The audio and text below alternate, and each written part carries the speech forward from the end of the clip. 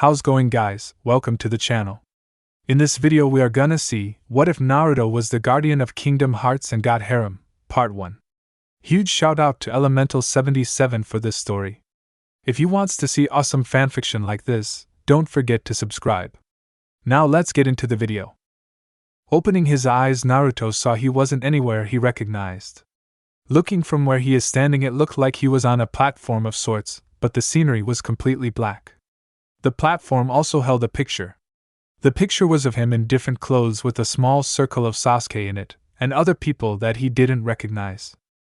He noticed that his eyes were closed as if he was asleep, and then he saw a strange-looking weapon that he was holding. It looked like a giant key, and this confused him. Then all of a sudden a voice called out, "So much to do, so little time." Naruto looked around and called out, but he couldn't even hear himself. "Take your time." The voice called out again. "Don't be afraid. The door is still shut." Something made Naruto look forward. "Now step forward." Walking towards the center, 3 pedestals appeared. To his left a black shield with the leaf insignia on it appeared. "Power sleeps within you." Then to his right to the other pedestal and a staff appeared still with the leaf insignia on top of it. "If you give it form." On the final pedestal a sword appeared still with the leaf insignia. "It will give you strength." Looking at each of them, Naruto was confused on what to do until he heard, "Choose well." That was all that needed to be said. Walking up to the shield, Naruto held it. He suddenly felt like he could get hit by a train and walk away from it without a scratch. Putting it down, he walked up to the staff.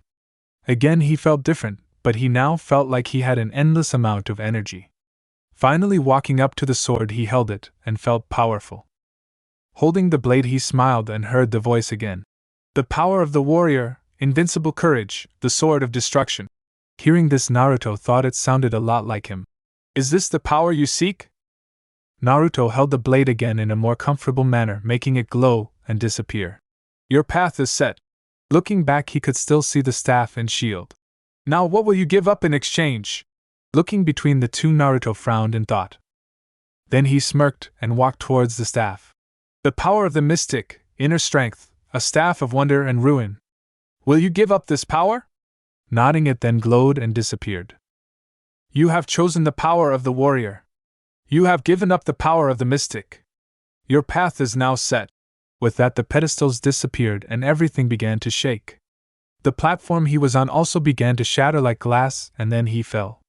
But he didn't feel like he was falling, instead he felt like he was flying. Another platform appeared and he landed on it. Like the first one, it held a picture of him sleeping, but this time it had 7 silhouettes around him. The sword then reappeared in Naruto's hand and the voice said, "You have gained the power to fight." Taking a few swings to test it out, Naruto smiled at how natural it felt to wield the blade. "Use this power to protect yourself and others." Strange creatures then rose up from the ground and Naruto had no idea what they were. It has a round, spherical head with circular, glowing yellow eyes. It also has 2 long, twisted antennae sprouting out of the top of its head. Each of its hands has 3 clawed fingers. With the exception of its eyes, the creature's body is completely black. "There will be times you have to fight, keep the light burning strong." And with that, the creatures attacked without warning. It didn't take long for Naruto to defeat them. He just swung the blade a few times, and they disappeared in a puff of black smoke. A shadow then appeared and covered the entire platform. Naruto then began to sink into it, and there was nothing he could do. He then felt himself hit ground. Looking, it was the same platform, just with a different color. Getting up, he noticed a door on the other side. Walking up to it, he examined it. Feeling it was safe, Naruto opened the doors and a bright light shone through. "Fight the darkness to protect the light." Naruto sat up on his bed. He looked around and saw himself in his room, so he sighed in relief. Strange dream, he thought with a frown. He looked to his left at a calendar and smiled when he saw it was the day of the chunin exam. "Soon I will be a chunin, and I will be one step closer to that hat," he thought, thinking of becoming Hokage, the leader to the Hidden Leaf Village. Getting up, Naruto went through his morning rituals and changed into his orange jumpsuit that screams "kill me." When he was ready, he went to his door, went through it, and ran to Ikaraka's. Whilst walking, after having ramen, he couldn't help but frown when he saw everybody glare at him. All his life Naruto has always been alone. He is an orphan and doesn't know who his family is. Naruto's life was a dark one. Almost everybody in the village believed he was the demon that attacked the village on the day Naruto was born. Naruto learned why the villagers treated him this way because when he failed the genin exams a third time his sensei tried to help him. But it was a trap, and it was then that Mizuki, the traitor, told Naruto he had the nine-tailed demon fox sealed inside him. Normally someone with this kind of life would be a dark person that would kill anybody. But not Naruto. No matter what, he always had a smile on his face and vowed to protect the village even if they hurt him. He scoffed lightly only to earn a few glares. Why can't these people realize that I'm as human as they are? If you seal a kunai into a scroll, it's still a scroll and not a kunai, he shouted in his mind. Naruto was actually smarter than anybody realizes but just hides it from the villagers. He looked up and saw that he was in front of the academy with his team waiting in front. He waved and saw his best friend, Sasuke Uchiha, nod at him whilst his other teammate, Sakura Haruno, scowled at him for no reason. "Hey guys," said Naruto with a grin. "Hey," said back Sasuke with another nod. Even if people didn't realize it, he and Naruto were actually best friends. He is the last of the Uchiha clan. His brother, Itachi, killed his entire family.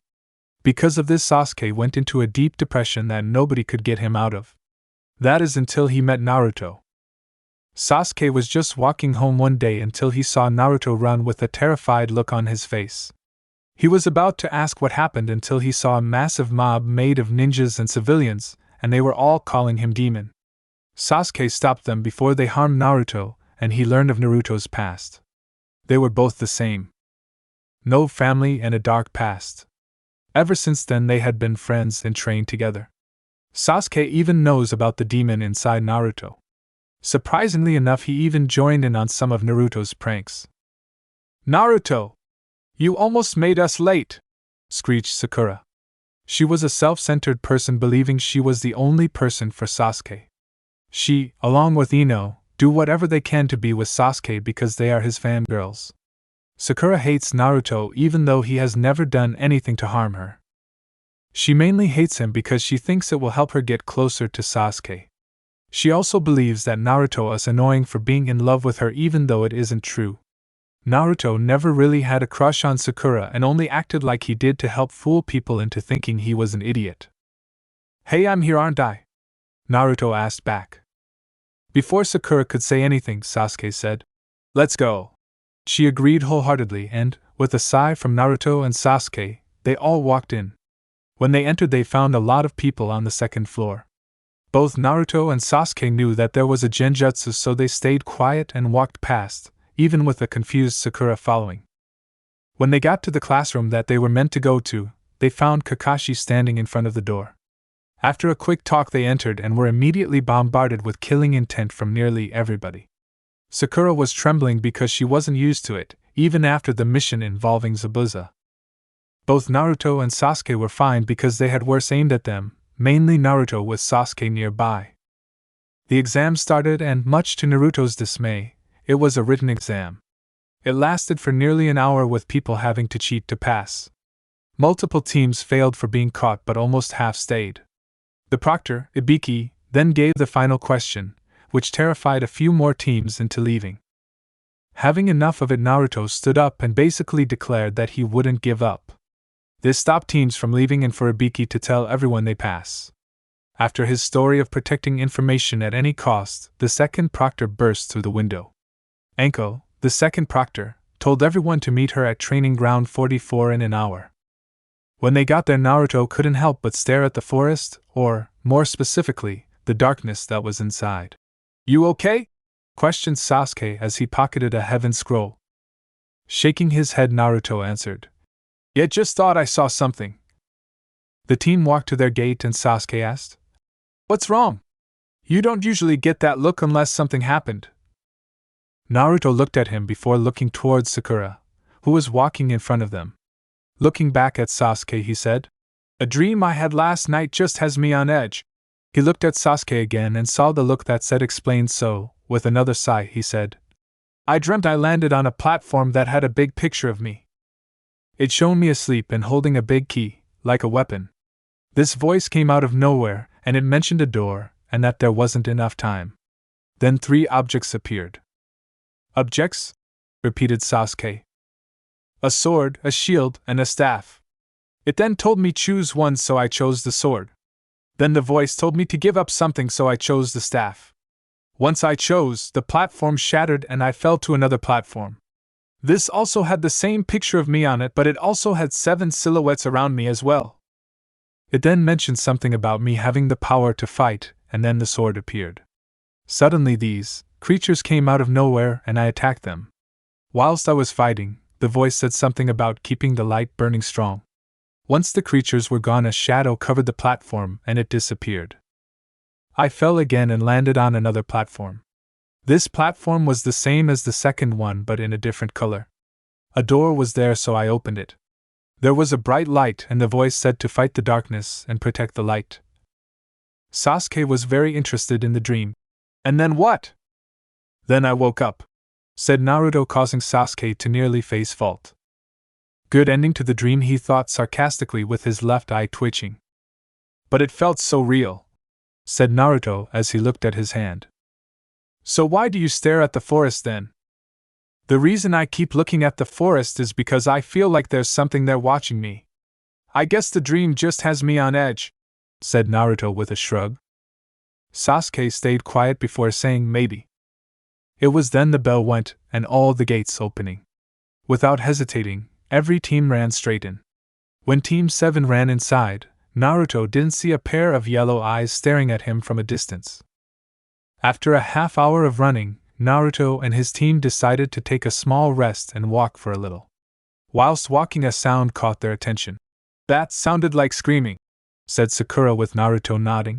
I do not like this place. Oh, come on, said Naruto. Let's just find the other scroll and get to the tower.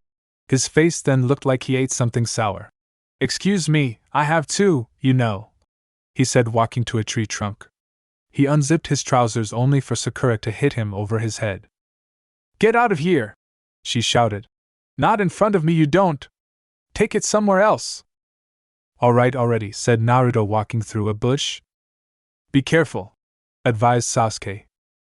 Will do, Naruto said back before continuing his walk. When he finished, he was about to walk back to his friends until he had this strange feeling. Stopping, he looked around, only for a bright light to blind him. He opened his eyes to see himself on top of the Hokage tower and surrounded by 3 people.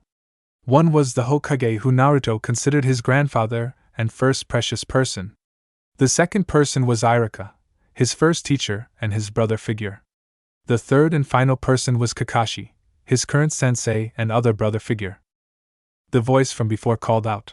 The door still won't open. Tell me more about yourself, it said. Naruto was confused until the third, Hiruzen, spoke. What is most important to you? Being the best, friendship, or your prized possessions? He asked. Naruto didn't have to think and replied friendship. He blinked and was surprised that he could talk.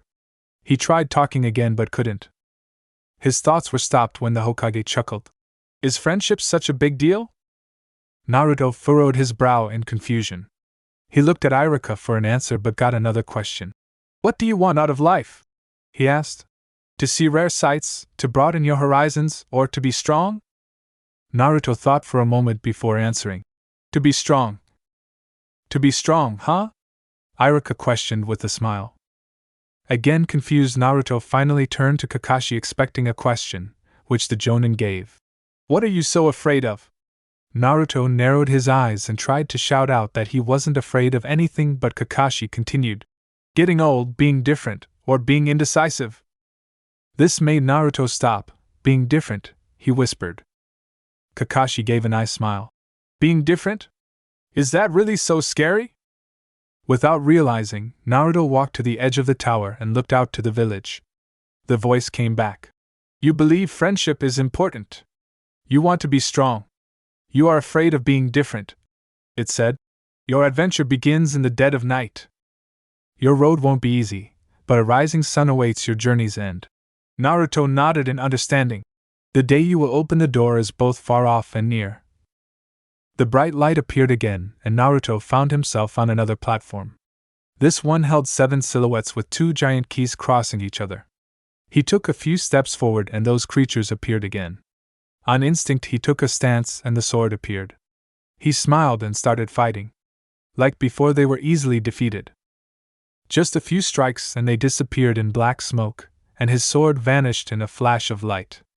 A light appeared from above and shined down on the edge of the platform. Steps made from stained glass appeared. With nothing left to do, Naruto started walking. He made it to another platform, and this one had a picture of his head, eyes closed, and 7 silhouettes around him. Naruto looked towards the light that was still above him, and the voice returned.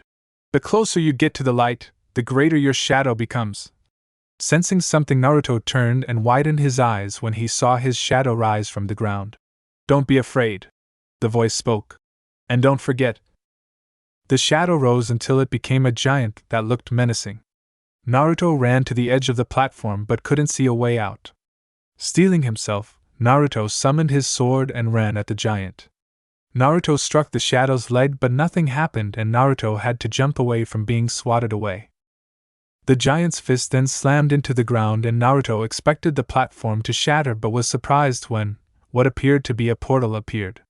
Thinking it was his chance, Naruto ran at the fist and repeatedly hit it. He grinned when he saw the giant flinch from every strike. He jumped away when the portal expanded and those little creatures returned. Scowling, Naruto ran and started striking down all the creatures. He jumped away to avoid the giant's fist and grinned when he saw it try to make another portal. The second it did, Naruto struck it with everything he had. The giant shadow thrashed around before it looked angry, if possible. The sword Naruto was holding disappeared and he had to jump back. He grew confused when the giant grabbed the edges of the platform. A portal made of shadows appeared beneath Naruto. But don't be afraid, the voice said, returning from where it came. The portal appeared to be trying to drag Naruto into it. You hold the mightiest weapon of all. Naruto tried to get out the portal but couldn't. So don't forget. Naruto widened his eyes when he saw the shadow cover him and everything blacked out. The voice appeared saying, You are the one who will open the door. Opening his eyes, Naruto saw the trees blocking the sun's rays. He slowly sat up and blinked. Another dream? But I didn't fall asleep, did I? He thought in confusion. An explosion drew his attention, so he turned and saw Sasuke fly away from an explosion and land on the ground. Quickly getting back up, Naruto jumped to the trees so he could find out what's going on. He saw Sasuke stand before a genin wearing strange clothing appeared behind him. He listened. Sorry, this is one test you fail, the genin said. Now hand over the scroll or you die. Naruto growled before jumping and throwing a kunai. He landed on the ground and watched the kunai. The genin saw it coming, however, and jumped out of the way. Sasuke smirked when he saw an opportunity, so he focused his chakra and caught the kunai beneath his foot. He activated his Sharingan and spun around, launching the kunai at the genin. Said genin moved out of the way of the kunai but failed to notice Naruto appearing in front of him. It was too late when Naruto stabbed him in the chest, missing the genin's heart. Are you alright? Shouted Sakura to Sasuke as she caught up. He growled and looked at her. Don't just stand there. Chances are this guy isn't alone. The others could strike any second now, he said, and they both looked around cautiously. The genin coughed as he jumped away from Naruto, clutching his chest. I wish, he scoffed. I came alone so as to not arouse suspicion. Big mistake, he shouted before jumping away. Naruto jumped over to his team when he knew it was safe. What happened when I left? He asked. They all walked to a small clearing and talked quietly. So that guy came impersonating me? Yeah, and a poor job he did as well, said Sasuke. What happened with you anyway? Naruto glanced at Sakura for a moment before sighing. I must have been knocked out or something. I woke up when you jumped away from that explosion, he answered, looking at Sasuke. He didn't seem convinced but decided to question later. They decided to make camp that night, as they were all tired. Sakura decided to go to sleep, leaving Naruto and Sasuke to watch the fire or the forest. Using this, Sasuke spoke to Naruto. So what actually happened? Naruto didn't have to ask, but he did make sure Sakura was asleep so she wouldn't hear. After I finished my business, a bright light blinded me. The next thing I know, I'm on top of the Hokage's tower. Really? Asked Sasuke. Yeah, and I wasn't alone. Old man Hokage was there along with Irika-sensei and Kakashi-sensei. They asked me these weird questions and then I found myself back at those platforms. Those shadow things came back and I beat them. I then went to another platform and got a big surprise. What happened? A giant shadow appeared. About as big as the Hokage's monument. At this, Sasuke's eyes widened. I fought it and I couldn't beat it. Then this portal appeared beneath me and sucked me in. What about that voice thing? Was that not there? Yeah, it was. It mentioned something about a door not ready to be open, and then it said that I held the mightiest weapon of all. When I was being sucked into the portal, it finally said that I was the one to open the door. That was when I woke up and saw the explosion, explained Naruto. He then put on an annoyed look. By the way, that trick you did with the kunai was just showing off. Sasuke smirked. Well, what do you expect? I have to keep my fans happy, he said jokingly, with the both of them chuckling. Still, it's weird that you had that dream. And in the middle of the exam whilst you were awake, no less. Maybe it means something. Well, the voice did mention something about an adventure beginning at the dead of night, said Naruto, trying to remember. Sasuke looked at the moon through the tree leaves. Well, it's the middle of the night and nothing's happening. Suddenly a massive gust of wind blasted through the clearing and hit Naruto, throwing him away from his team. The noise woke Sakura up just as the wind stopped in an explosion. That wind had chakra running through it. When everything settled, 3 people appeared. All of them grass ninja. Alright, you two fan out into the woods and keep your eyes open. I'll handle this alone, the middle one ordered. Sakura was shaking, not knowing what to do, and had no idea what happened to Naruto. Sasuke stood protectively in front of her with a single kunai and his Sharingan activated. Thankfully, when the wind attack died down, Sasuke pulled Sakura into the tree line to hide. Where's Naruto? Stuttered Sakura. That attack sent Naruto somewhere in the forest, answered Sasuke. Hey guys! Shouted a voice. They turned and saw Naruto jump down from the trees. Geez, that wind was really strong, he said. Stay back, said Sasuke as he readied his kunai. I saw Naruto get sent away and he came back that quickly? Impossible. What? Why?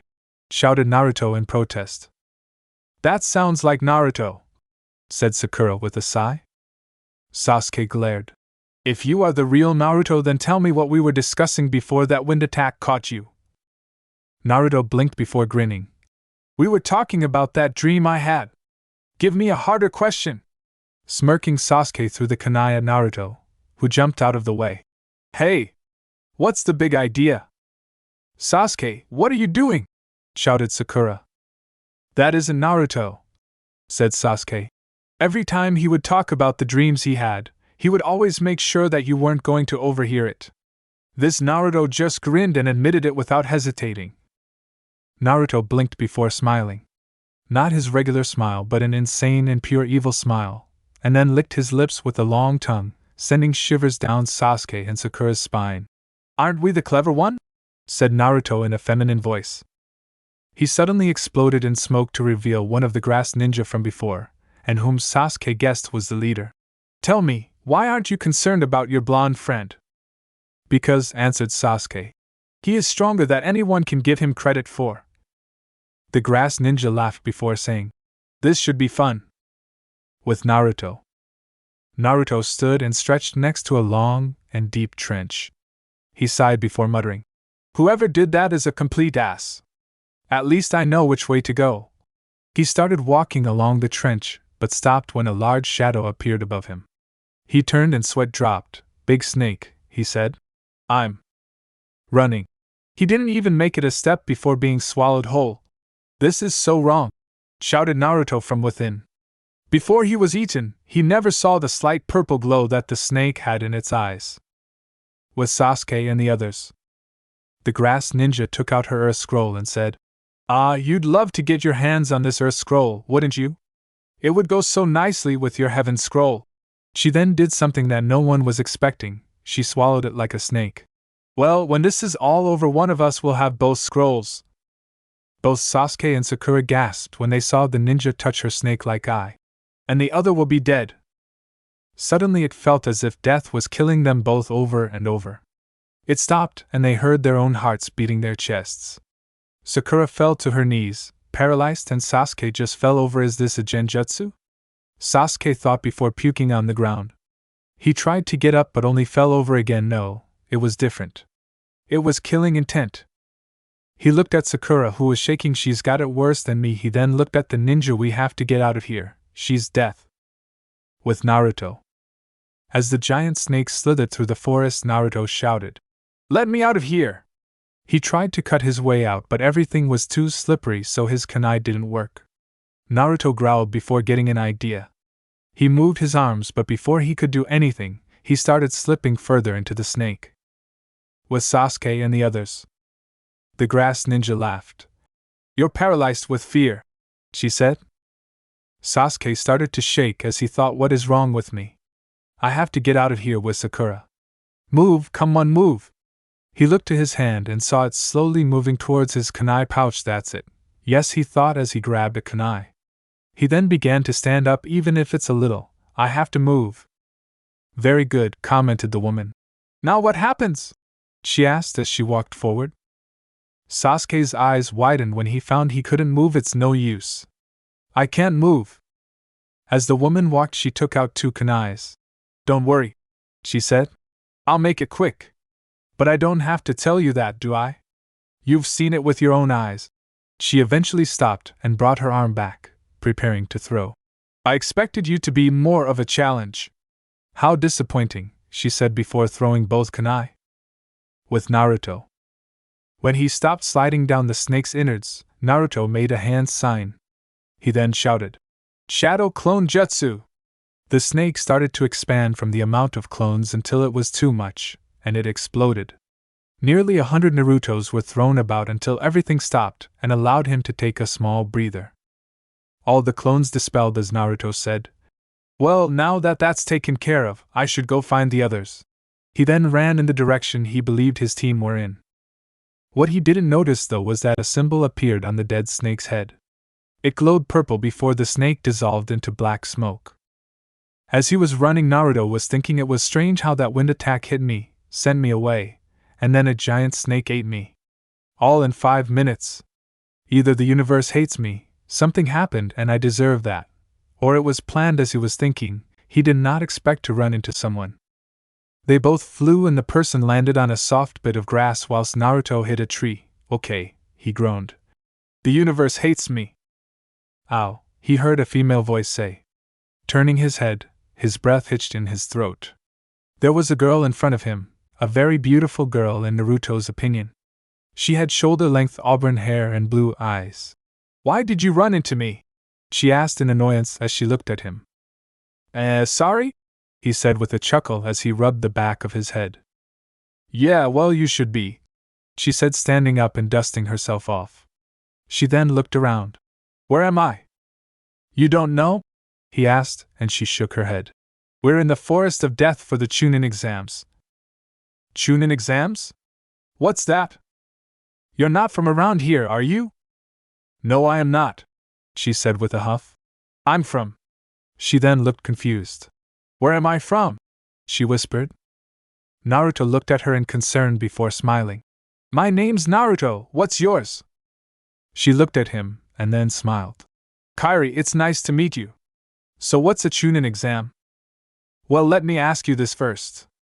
Do you know what a shinobi is? She shook her head and he sighed. I'd better start from the beginning. But let's walk because I need to find my team. After a few minutes of walking, Kyrie managed to end up on Naruto's back as he ran as fast as he could, whilst he explained things. After a while he finished. Whoa, so you're taking this exam to become chunin? That's so cool. Naruto chuckled. Thanks, so you really don't remember anything, other than your name, before you woke up in the middle of a clearing? She shook her head. No. I went to look around and then you came tumbling into me. Naruto suddenly stopped, and Kyrie was about to ask why until they heard someone shout. No! Stay away! Naruto set Kyrie down and looked around a tree, and gulped when he saw a giant snake slam into a tree. He sighed in relief, however, when he noticed it was dead, and then narrowed his eyes when he saw Sasuke injured. He was about to shout out to him until he saw a person come out of the dead snake's neck. Naruto turned back to Kyrie and made a single shadow clone, to her amazement. "Take her away from here and look after her. Something's going on and I have to help. Make sure she doesn't see what's going on," he ordered the clone, who nodded in response. He looked at Kyrie. "I'll be back in a minute, have to help my friends." He turned and was about to run until he heard Kyrie say, "Be careful." "I will," he said before running. The grass ninja shot off from the snake, her body elongating as she slithered around a tree towards Sasuke. Before she got halfway, Naruto threw a few kunai and shuriken, which got lodged in the tree, in front of the ninja. "Looks like I came just in time," shouted Naruto as everyone looked at him. "Naruto!" shouted Sakura in relief, glad her teammate was okay. Sasuke saw Naruto and shouted, "Naruto! Run! She's too strong for any of us. You have to get out of here and take Sakura with you." The women hummed in interest. "You escaped from my little friend, huh?" Naruto glared at the women. "So it was you who sent that thing? I may not know what's going on here, but you're hurting my friends and I can't allow that. Leave now or else," he threatened. Sasuke gritted his teeth, thinking that Naruto made things worse for all of them. "I have to do something, but what?" He looked at Naruto and sighed, knowing he wasn't going to leave. "I have no choice," he thought, taking the scroll out. "This is what you're after, right? Then take it." He threw the scroll, making Naruto and Sakura gasp. The scroll flew through the air, but something caught it whilst in midair. Looking, Sasuke saw Naruto holding the scroll as Blonde landed on his branch. "Naruto! What are you doing?" shouted Sasuke before Naruto punched him. The force was strong enough to send the Uchiha to another branch. Naruto growled. "What do you think you're doing?" he shouted in anger. "You're giving up the scroll? To an enemy? When did you become a coward?" he spat out. "You couldn't handle the situation and given up." Everyone was silent until the woman chuckled. "Sad but true," she said with a mocking look at Sasuke. She stood up and rolled up her left sleeve to reveal a tattoo on her wrist. "It doesn't matter. As far as the scroll goes, I could simply kill you and take it." She then bit her thumb and wiped the blood onto the tattoo. "Oh no, you don't!" shouted Naruto as he took out a kunai and ran at the woman. Seeing this, Sasuke shouted, "No! Don't, Naruto!" Naruto jumped at the woman, but she made a few quick hand signs and shouted, "Summoning jutsu!" The wind began to push Naruto up into the air just as his eyes widened. Beneath the woman was a giant snake, bigger than the one that ate him. Naruto only just managed to dodge when the snake tried to slam its head into him. He also managed to land on a branch, but kept his eyes on the snake. It hissed as the woman chuckled. "You'll make a tasty meal for him. Careful, he likes to play with his food." The snake then used its tail to send Naruto high into the air. "Naruto!" shouted both Sakura and Sasuke. Naruto flew into multiple branches before slamming into one and started to fall. "Enough playing," said the woman. "Finish him off." When Naruto heard this, he got angry. Red chakra surged inside of him, changing his appearance slightly.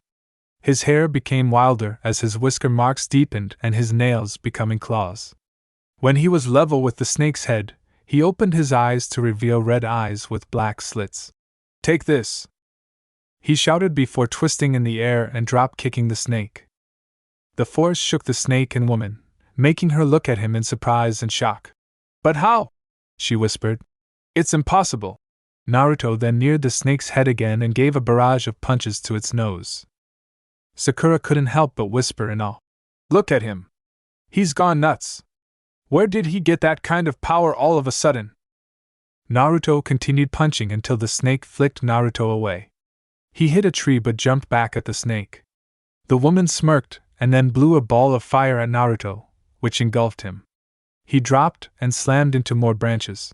"That fire in his eyes, there's no mistaking it," said the grass ninja. "Is that Naruto?" whispered Sasuke as he watched what happened.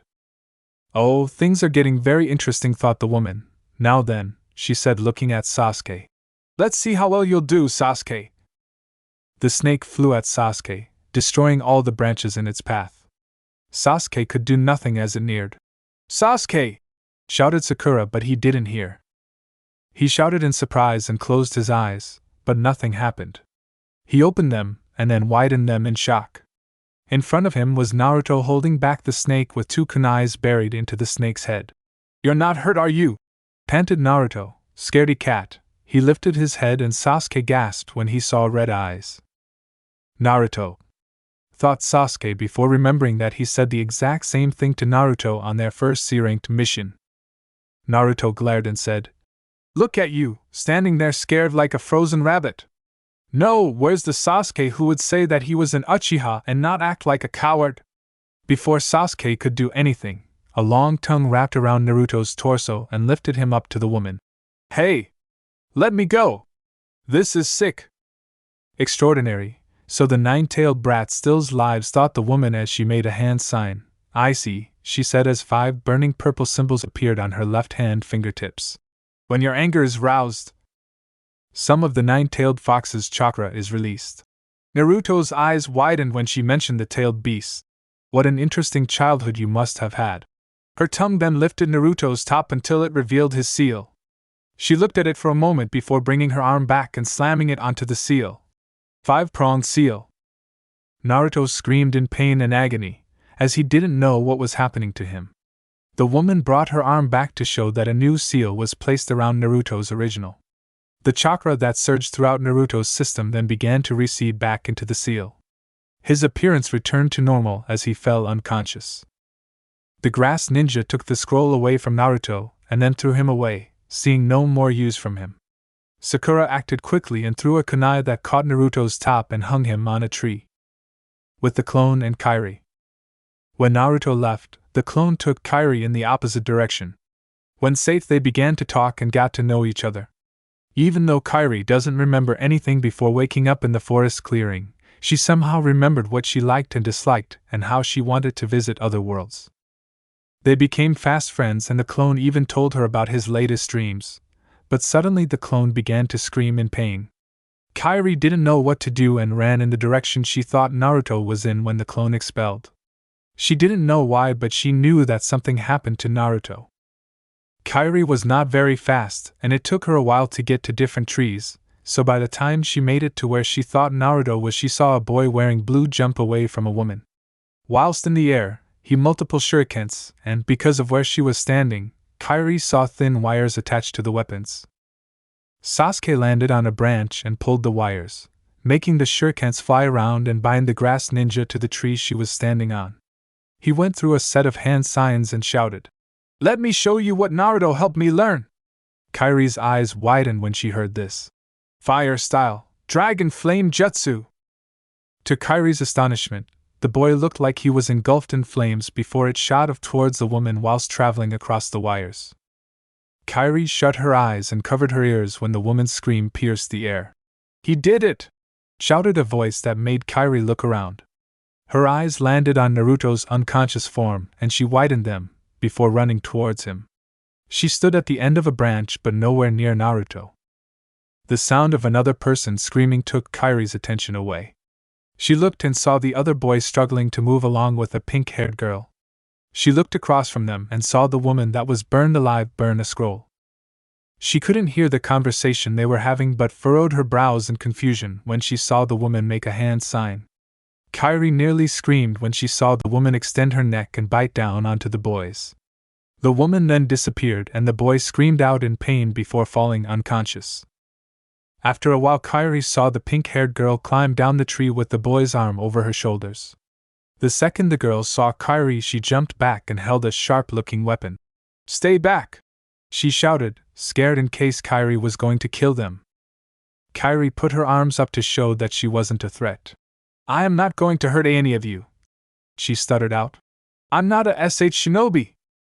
Sakura lowered her kunai a little and looked confused. Not a shinobi? Then what are you doing here? She asked suspiciously. Kyrie looked at Naruto. He helped me. I was lost in this place and he helped. He told me about this world while searching for his team but made a clone to take me someplace else when something happened. After a while the clone screamed and disappeared. I had a bad feeling that something happened to Naruto and tried to find him, she explained.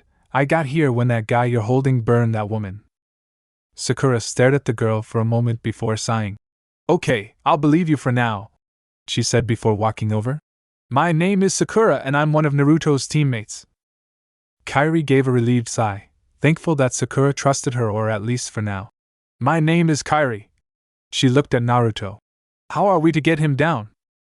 Sakura looked up before looking at Kyrie. Can you hold Sasuke? He's also a teammate. Oh, sure, she replied before taking Sasuke's other arm and draped it over her shoulders. She then watched in amazement when Sakura slowly walked up the tree and grabbed Naruto before taking to the ground. How did you do that? What? You really don't know? Kyrie shook her head. I guess you really aren't from around here. That was tree walking, an exercise that helps us learn chakra control. Oh, I see, said Kyrie. Naruto explained everything to me. History-wise at least, he didn't tell me about what ninjas could fully do though. They both laid the boys down onto the ground and Sakura checked them over. Her face grew worried, which made Kyrie worried. This isn't good. What? Asked a very concerned Kyrie as she held Naruto's hand. I don't know what happened to the both of them or why this is happening, but they're both running a high fever and chakra exhaustion, answered Sakura. She then lifted Sasuke's head to see his neck. Plus there's this weird mark on his neck that I don't remember seeing. We need to find some shelter in case someone finds us. Kyrie thought for a moment before saying, I think I saw a place whilst I was trying to find Naruto. Later that night, both Kyrie and Sakura watched in worry as Naruto and Sasuke tossed and turned in their sleep. They are all now under a large tree root that easily hid them. Sakura held Sasuke's hand as Kyrie held Naruto's, both wiping the sweat from boys' brows. Neither saw the three pair of eyes that stared at them from a distance. Sasuke's mind. Where am I? Asked Sasuke as he appeared to be wandering around in light. He looked around and saw that he was the Uchiha compound, but the color was too bright, almost as if it was fading. He looked at the sky and saw it completely black, and it seemed to be slowly lowering. A scream broke the silence and Sasuke turned, only to stiffen and widen his eyes in horror and shock. In front of him stood someone he hoped he would defeat in the future.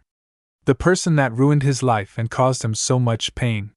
His elder brother, Itachi Uchiha, stood before him with a sword drawn and his Sharingan ablaze. But that is not what horrified Sasuke.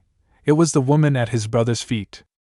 It was his mother, Mikoto Uchiha, and she was staring at Sasuke. Help me! She gasped out before Itachi's sword pierced her heart, killing her. Mother! Shouted Sasuke before activating his Sharingan and running at Itachi. He took out a kunai and swiped at Itachi, only for him to block with his sword. You bastard! I'm going to kill you! Itachi just seemed to stare at Sasuke's eyes with a bored expression. Still not enough hate, little brother, he said in a mocking tone. You will never defeat me.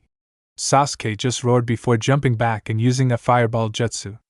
The attack hit Itachi, but he turned into a flock of crows and appeared behind Sasuke. Before he could do anything, Itachi grabbed Sasuke by the neck and lifted him up into the air. Surrender to the darkness, Sasuke. It is the only way for you to be strong and to defeat me. Sasuke gasped out in pain as he felt a burning sensation appear on his neck. It felt as if his entire body was on fire. He lifted his hand to try and pry Itachi's from around his neck, but he widened his eyes when he saw some strange markings on his hand. What's happening? He struggled to say. For some reason he looked to his brother for answers. But the person that had their hands around his throat was not Itachi.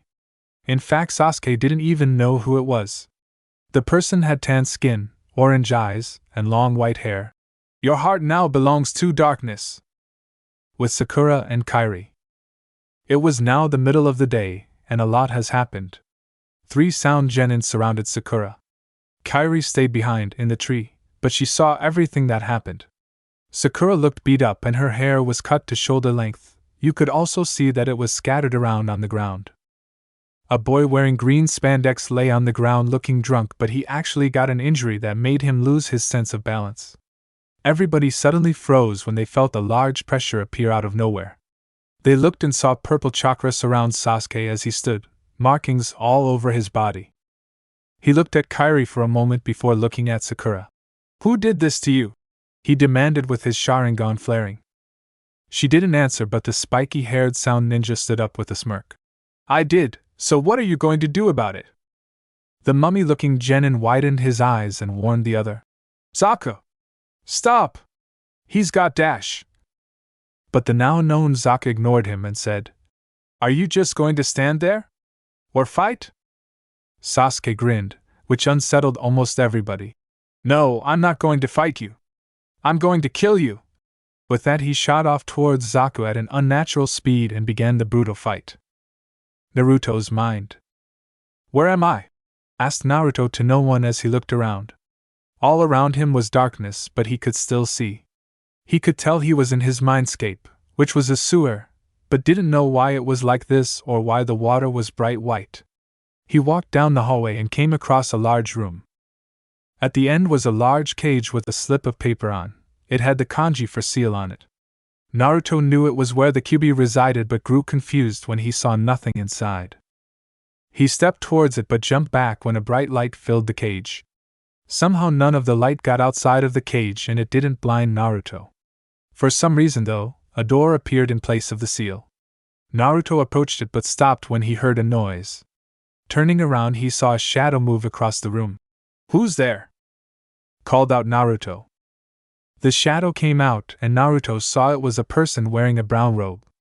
Unfortunately, that was all Naruto could see.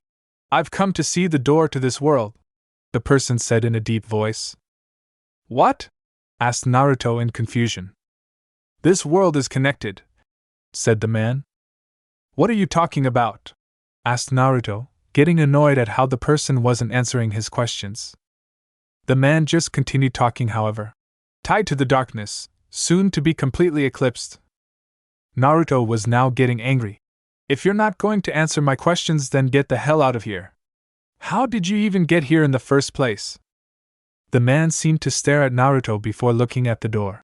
"You do not yet know what lies beyond this door. There is so very much to learn, you understand so little." Naruto growled. "I don't know what's behind the door. I will tell you when I open it." It was then that Naruto remembered his dream and the voice saying that he was the one to open the door. He looked at the door to the cage. "Is this the door that voice was talking about?" he muttered. "A meaningless effort," said the person, not hearing what Naruto just whispered. "Those who understand nothing can understand nothing." Naruto just looked at the man before glancing at the door. After a second he looked back at the man, but he wasn't there anymore. "Where did that guy go?" Suddenly, the light in the cage started to shine. Naruto covered his eyes because of how bright it was. With the others. Naruto slowly opened his eyes and shut them whilst groaning. "Damn you, son!" he muttered, which earned a gasp from someone beside him. He opened his eyes and looked to see Kyrie before she fell to her knees next to him. "Kyrie? What's wrong?" It's your friend, Sasuke. He's gone berserk," she exclaimed as she pointed outside the shelter. Naruto quickly got up and they both ran outside. However, when they got out, they saw Sakura hugging Sasuke from behind and crying into his back.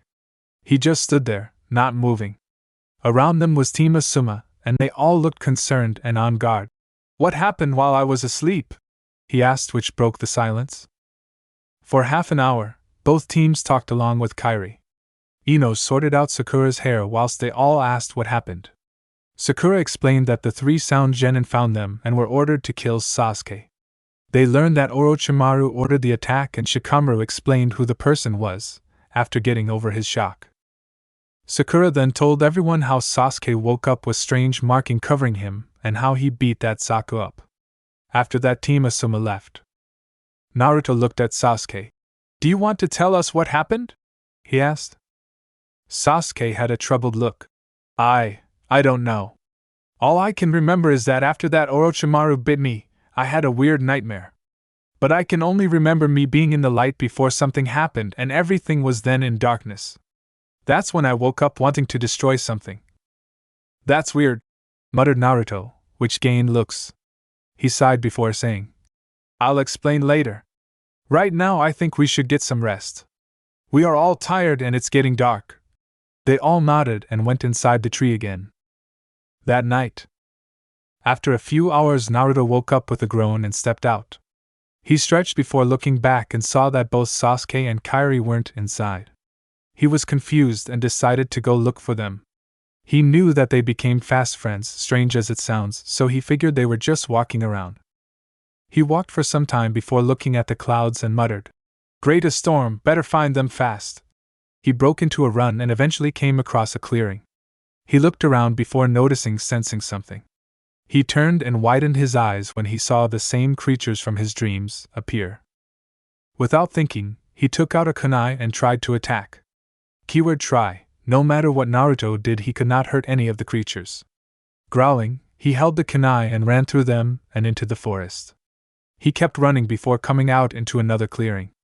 This time he saw Sasuke at the other side and ran to him. Sasuke! He shouted.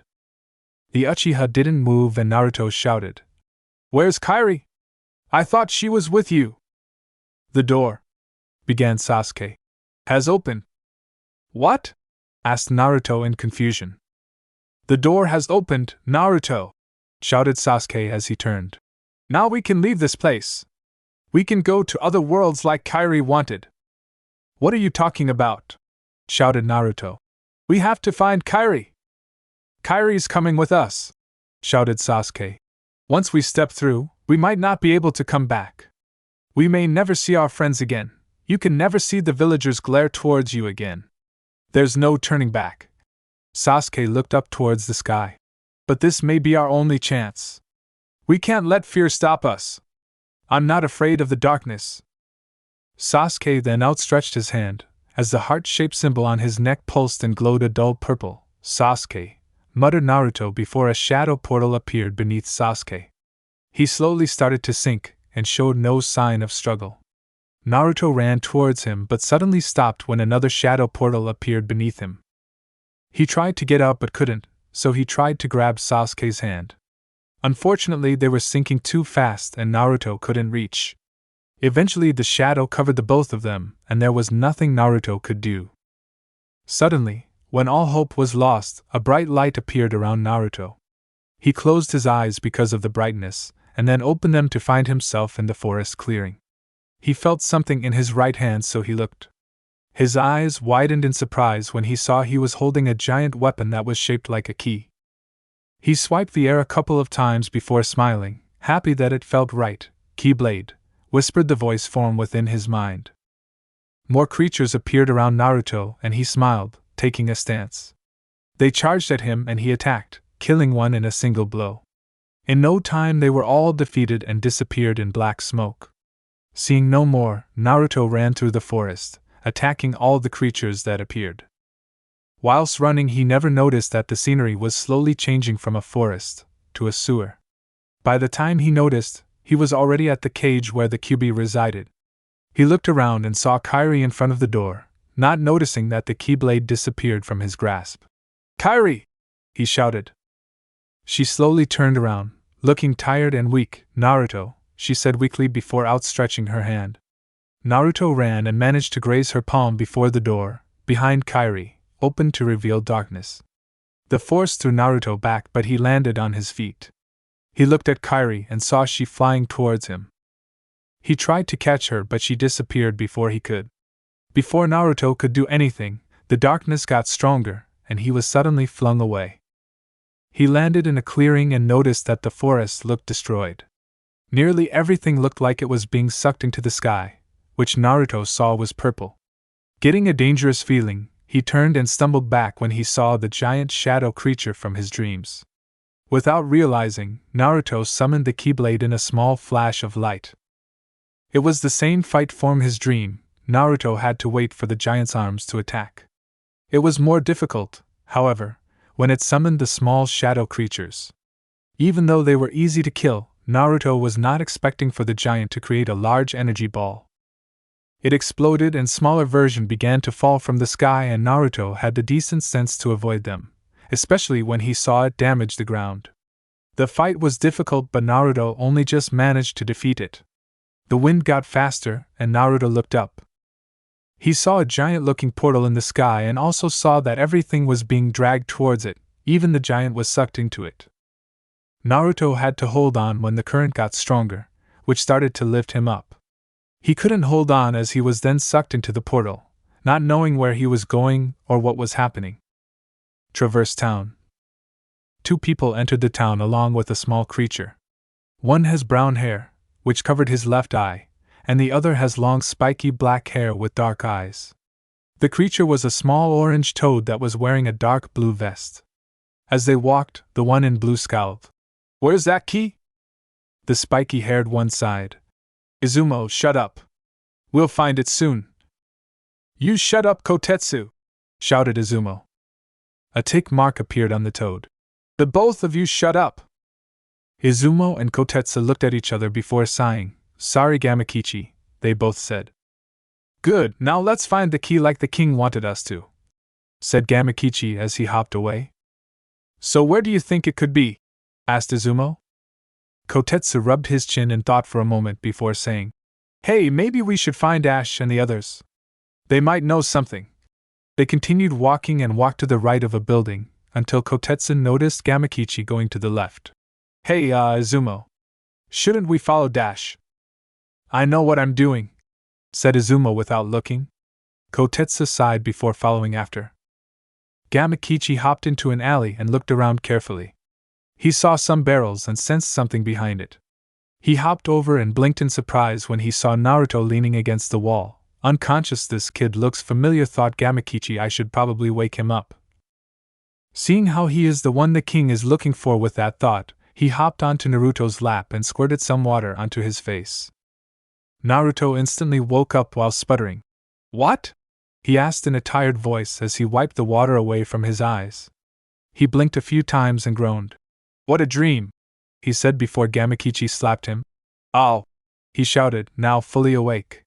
He looked at the toad for a moment before whispered, "Whoa." "Yeah, nice to meet you too," the toad said, which made Naruto wide-eyed. "You can talk?" shouted Naruto as he jumped away, effectively slamming into the wall behind him. Gamakichi sighed and said, "Yes, I'm a talking toad. Get over it already." "Sorry," apologized Naruto. "So, Gamakichi," answered the toad. "My name's Naruto. So where are we?" he asked as they moved around the corner. Naruto's eyes wandered to the buildings that surrounded him, knowing he didn't where he was. "This is Traverse Town," answered Gamakichi before looking around. "I have to go. You should look for the two idiots. Oh, and be careful of the Heartless." "Who are?" "Izumo and Kotetsu are their names," he answered before hopping away. Naruto looked around before seeing a building behind him with a sign. It read Accessory Shop. Seeing nothing else to do, Naruto went inside. "Hello," called a voice. "How can I help you?" Naruto looked at who spoke. A teen with short, spiky brown hair looked at him with closed eyes. He was wearing dark brown trousers, a light brown shirt with a green vest over it. "I'm wondering if you can help me?"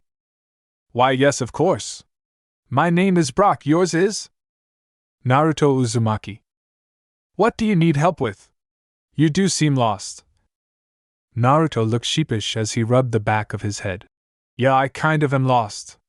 I was told that this is Traverse Town, but that's all. Are we close to Konoha or another hidden village?" Brock had a hand on his chin as he listened. "Well, I'm not sure where these hidden villages are, but my guess is you're in another world." Seeing his confused face, he continued. "People appear here when something happens to their world. For example, I'm from a world that is filled with unique creatures called Pokemon. One day the world started collapsing and only I and 4 others found ourselves here. As far as I could tell, people from other worlds appear here as well, just like you." Naruto looked away as he tried to process what he learned. "Have you seen a couple of people my age around here? Their names are Sasuke and Kyrie." "No, can't say I have." "Sorry," answered Brock. "Good luck in whatever it is you're doing, and if you ever run into trouble, Just find my friend Ash. He'll help you. Okay. Thanks, said Naruto as he left the shop. He went up the stairs that went up behind the shop and found a map, so I'm in the first district. Let's see if I can find these Izumo, Kotetsu, or Ash. Hopefully I'll find Sasuke or Kyrie, he thought as he entered the second district. The second he did, he watched as a man tripped over and fell. Naruto was about to help him until he saw the man's heart appear and disappear into a sphere of darkness. A creature like the ones he fought before appeared, but this time one was wearing a type of armor. Naruto then saw the man turn into the small creatures he was used to. Are these the Heartless that Gamakichi mentioned? He thought before unconsciously summoning his keyblade and charging at them. The fight didn't last long as Naruto defeated them all with ease.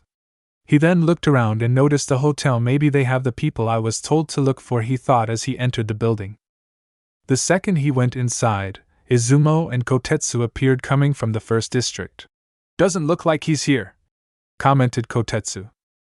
Well, we'll have to keep looking, said Izumo as they continued walking. An hour later. Naruto was now getting annoyed. Every time he went anywhere the creatures would attack him. He wasn't getting tired, but it was annoying. He just entered first district when a voice stopped him. They'll come at you out of nowhere. Naruto looked to his side and saw a boy a few years older than him. He was wearing blue jeans, a short-sleeved jacket, a black shirt, and trainers. He was also wearing a red cap that had a simple green design on it. Who are you?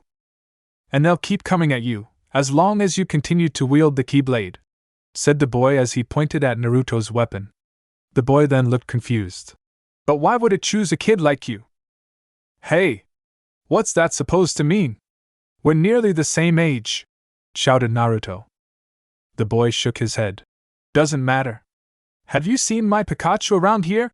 He asked, looking around. Naruto's sweat dropped. He was so serious a second ago, he thought. What's a Pikachu? Oh, Pikachu's my Pokemon. Looks like a giant yellow mouse and can shoot electricity whenever he wants. Pokemon? Is your name Ash? Asked Naruto, remembering that Brock mentioned Pokemon. Yeah, how did you know? Asked the now-known Ash. A guy named Brock told me about your old world. Oh, so you met Brock? That's good. Suddenly a yellow blur appeared running past Naruto and slammed into Ash's stomach, making him double over. Naruto then proceeded to sweat drop when Ash suddenly got blasted by electricity. When it was over, Ash was close to becoming his namesake. Ow! Pikachu! Shouted a large yellow mouse that was sitting on Ash's stomach. There you are! Shouted Ash as he sat up, fully healed. He stood up and placed the Pokemon onto his head. Naruto, this is Pikachu, my Pokemon partner. Nice to meet you, said Naruto with a small wave. How many of these Pokemon do you have? Ash put on a thoughtful look. About 6. Do they fight? Well, where I'm from, I'm a trainer. I go up against another trainer and we put our Pokemon into battles, answered Ash. Pikachu then looked at Naruto before shooting a bolt of electricity at him. Naruto couldn't do anything as he was zapped into unconsciousness. Pikachu! Why did you do that? Hey, you found him! Shouted a female voice. Ash turned and saw a girl, his age, with orange hair that was in a side ponytail. She was wearing blue shorts and a yellow shirt. For some reason she was holding onto an egg-shaped creature called Togepi. Nice going, Ash. Still, said Ash as he rubbed the back of his head, whilst Pikachu climbed up and slept on his head. It looks like things are worse than we thought. A lot worse. With Izumo and Kotetsu. Izumo and Kotetsu were walking in an alley. Damn, there's no one here, muttered Izumo. Don't worry, we'll find someone, said Kotetsu. They both suddenly screamed, with Kotetsu jumping into Izumo's arms, and turned around. They blinked when they saw a pink-haired woman, wearing a nurse's outfit, look at them. Excuse me, did the king send you? With Naruto. Come on, lazy bum. Wake up, said a voice that was familiar to Naruto. He woke up and shook his head to get rid of the fuzziness. He looked to who was talking and saw Kyrie. He would have jumped for joy, but he felt incredibly tired and slow. Are you okay? She asked. I guess, said Naruto. Those creatures that attacked you are after the keyblade, said Kyrie. But it's your heart they really want, because you wield the keyblade. I'm glad you're okay, said Naruto with a small smile. Kyrie? Kyrie? Repeated the girl in confusion. Who are you talking about? I'm a Pokemon trainer, Misty. Naruto's eyes finally settled. In front of him was not Kyrie but another girl. Judging from his surroundings, he could tell that he was somewhere safe. Misty turned around and said, I think Pikachu overdid it again. Ash revealed himself along with Pikachu. Sorry about that, he said. Naruto looked around before seeing his weapon, the keyblade. We had to get it away from you to shake off those creatures. It turns out that was how they were tracking you, said Misty. It was the only way to conceal your heart from them, said Ash. But it won't last long. He then looked at Naruto. Still hard to believe that you of all people are the chosen one. He picked the keyblade up and swiped it to the side. It shined a bright light before disappearing.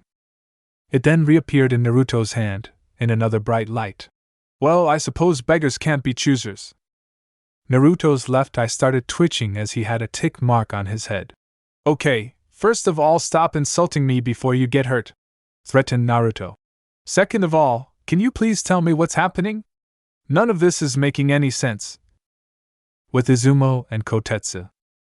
Okay, said the woman. I am Nurse Joy. Izumo and Kotetsu then introduced themselves. Nurse Joy then got serious. You know there are many other worlds out there besides your castle and this town, right? Yes, said Izumo with a nod. Kotetsu then pointed out. But they're meant to be a secret. They've been a secret because they've never been connected, said back Nurse Joy. Until now. When the Heartless came, everything changed. With Naruto. The Heartless? Repeated Naruto. Those little dark creatures? The ones who attack you, answered Misty. Ash then said, those without hearts. The darkness in people's hearts, that's what attracts them. And there is darkness within every heart. Misty then seemed to remember something. Hey, have you ever heard of someone named Ansem? With Izumo and Kotetsu. Ansem? Repeated Kotetsu with a confused look. Haven't heard of him. He was studying the Heartless, said Nurse Joy. He recorded all of his findings in a very detailed report. The king would want to see it, said Kotetsu. Can we see it? Nurse Joy shook her head. Its pages are scattered everywhere. Scattered? Where? Asked Izumo with a frown. To many worlds, she answered. Maybe the king went to find them, suggested Kotetsu with the others nodding. Those were my thoughts exactly, said Nurse Joy. We need to find him now. Wait, shouted Izumo. We need to find the key. Nurse Joy then said the keyblade. With Naruto. Naruto raised the keyblade and looked at it. So this is the key? Exactly, said Misty with a nod. The Heartless have great fear of the keyblade, said Ash. That's why they'll keep coming after you no matter what. Naruto frowned. I didn't ask for this. Misty just shrugged. The keyblade chooses its master. And it chose you. Naruto shook his head. How did all this happen? I remember being in that forest. It was then that Naruto gasped and widened his eyes. Wait a minute! What happened to my village? My friends? Sasuke! Kyrie! I'm sorry, said Ash sadly, but I really don't know. Everyone was silent before Naruto stood and walked to the door. I'm going to find my friends. Sooner or later the Heartless will find you, said Ash. You'd better prepare yourself. I'm ready to fight, said Naruto with determination. Misty, said Ash. Let's go find Nurse Joy. She should be with the other visitors. Misty nodded and stood before gasping. Ash.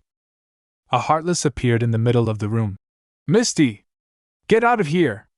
Misty nodded and ran to the door. With Izumo and Kotetsu.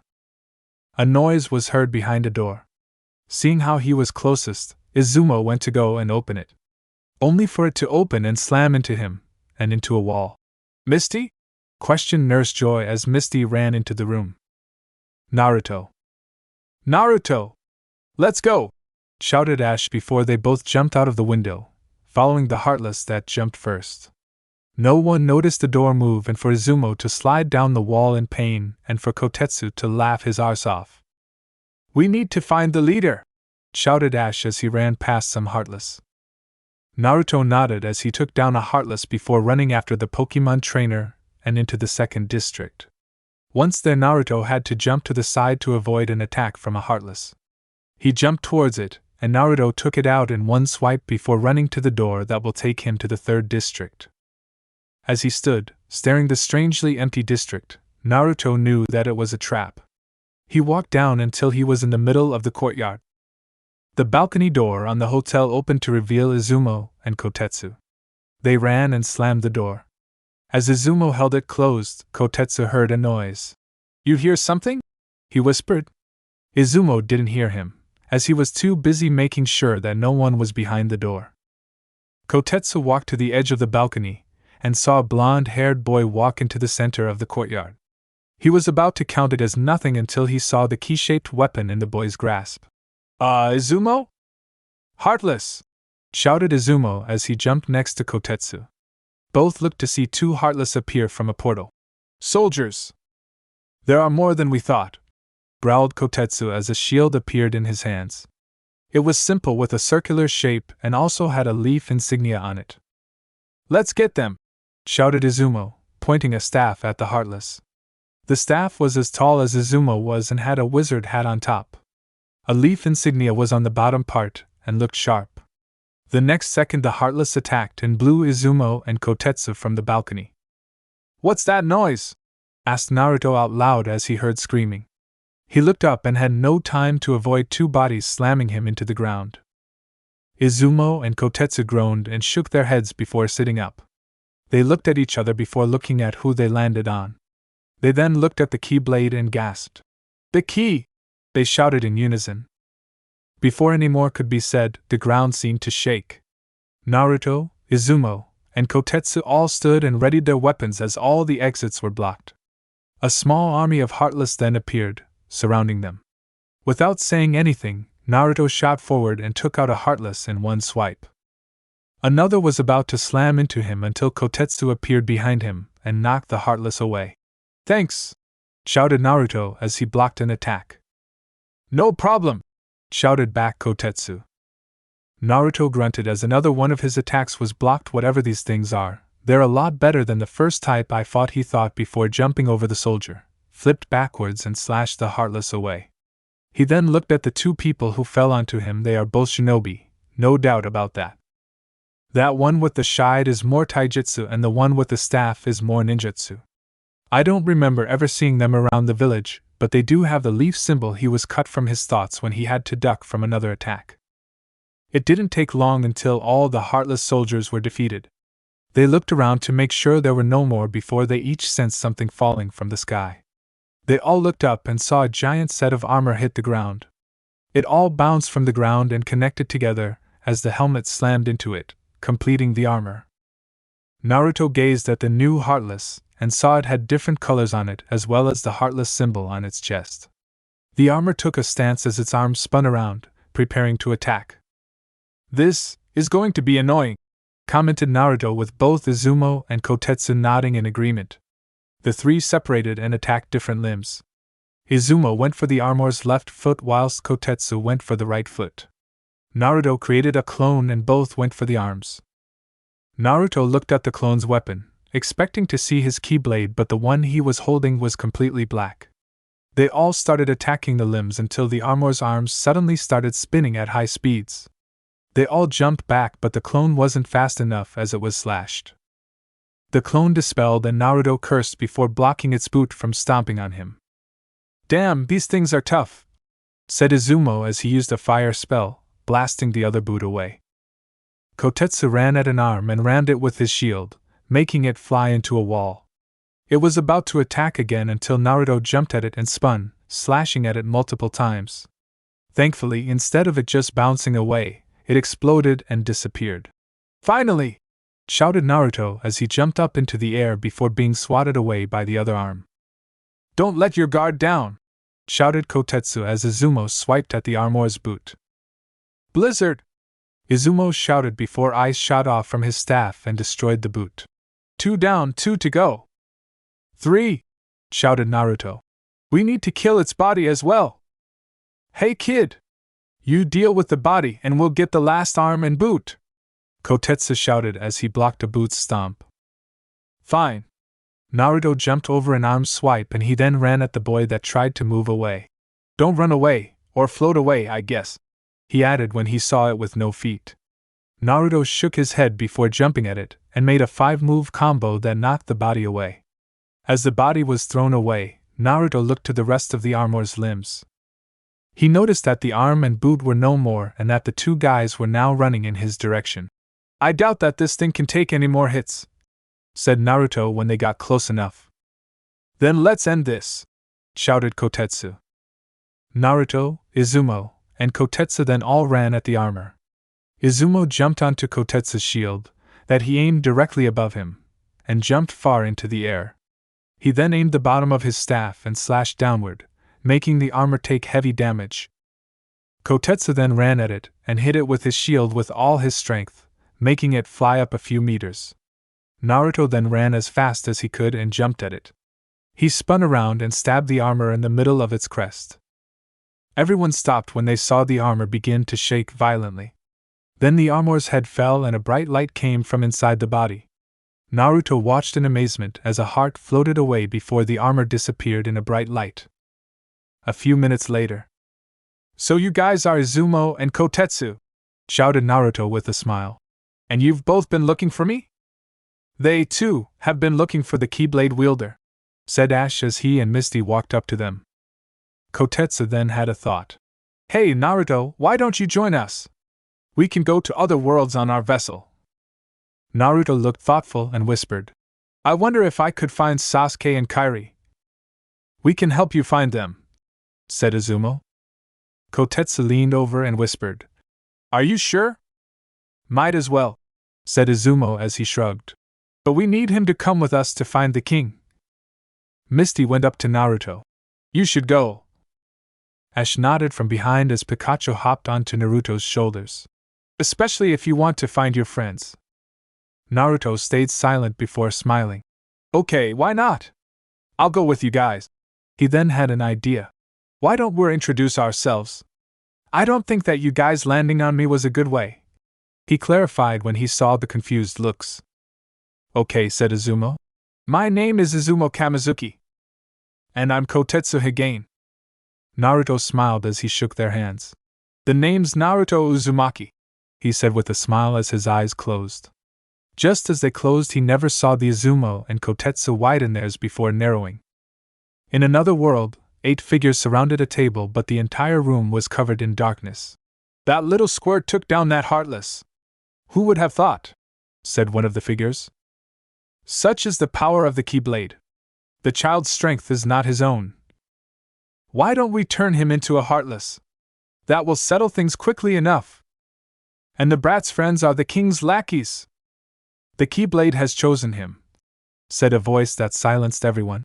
Will it be he who conquers the darkness? Or will the darkness swallow him? Either way, he will be useful to my plans.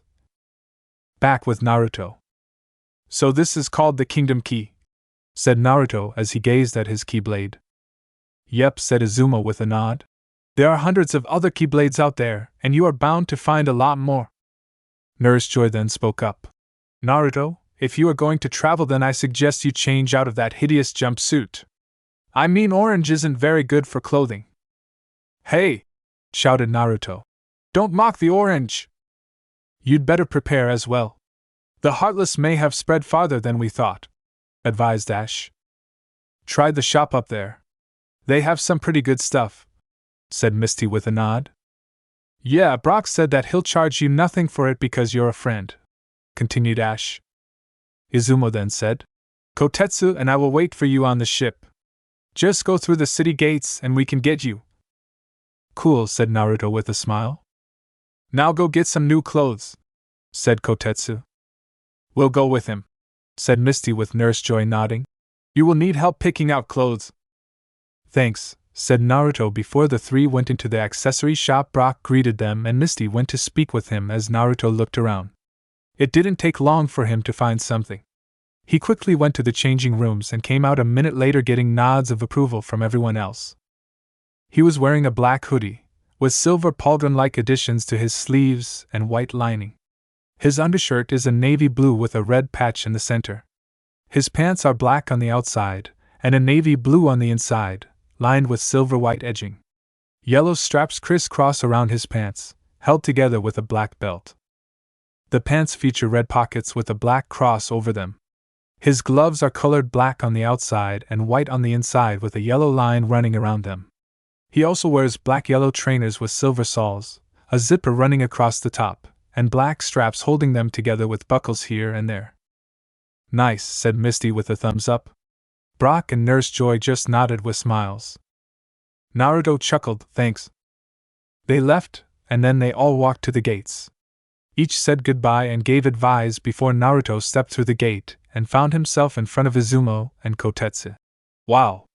New clothing suits you, said Izumo with a grin. Much better, said Kotetsu. He turned and said, Welcome to our Gyumi ship.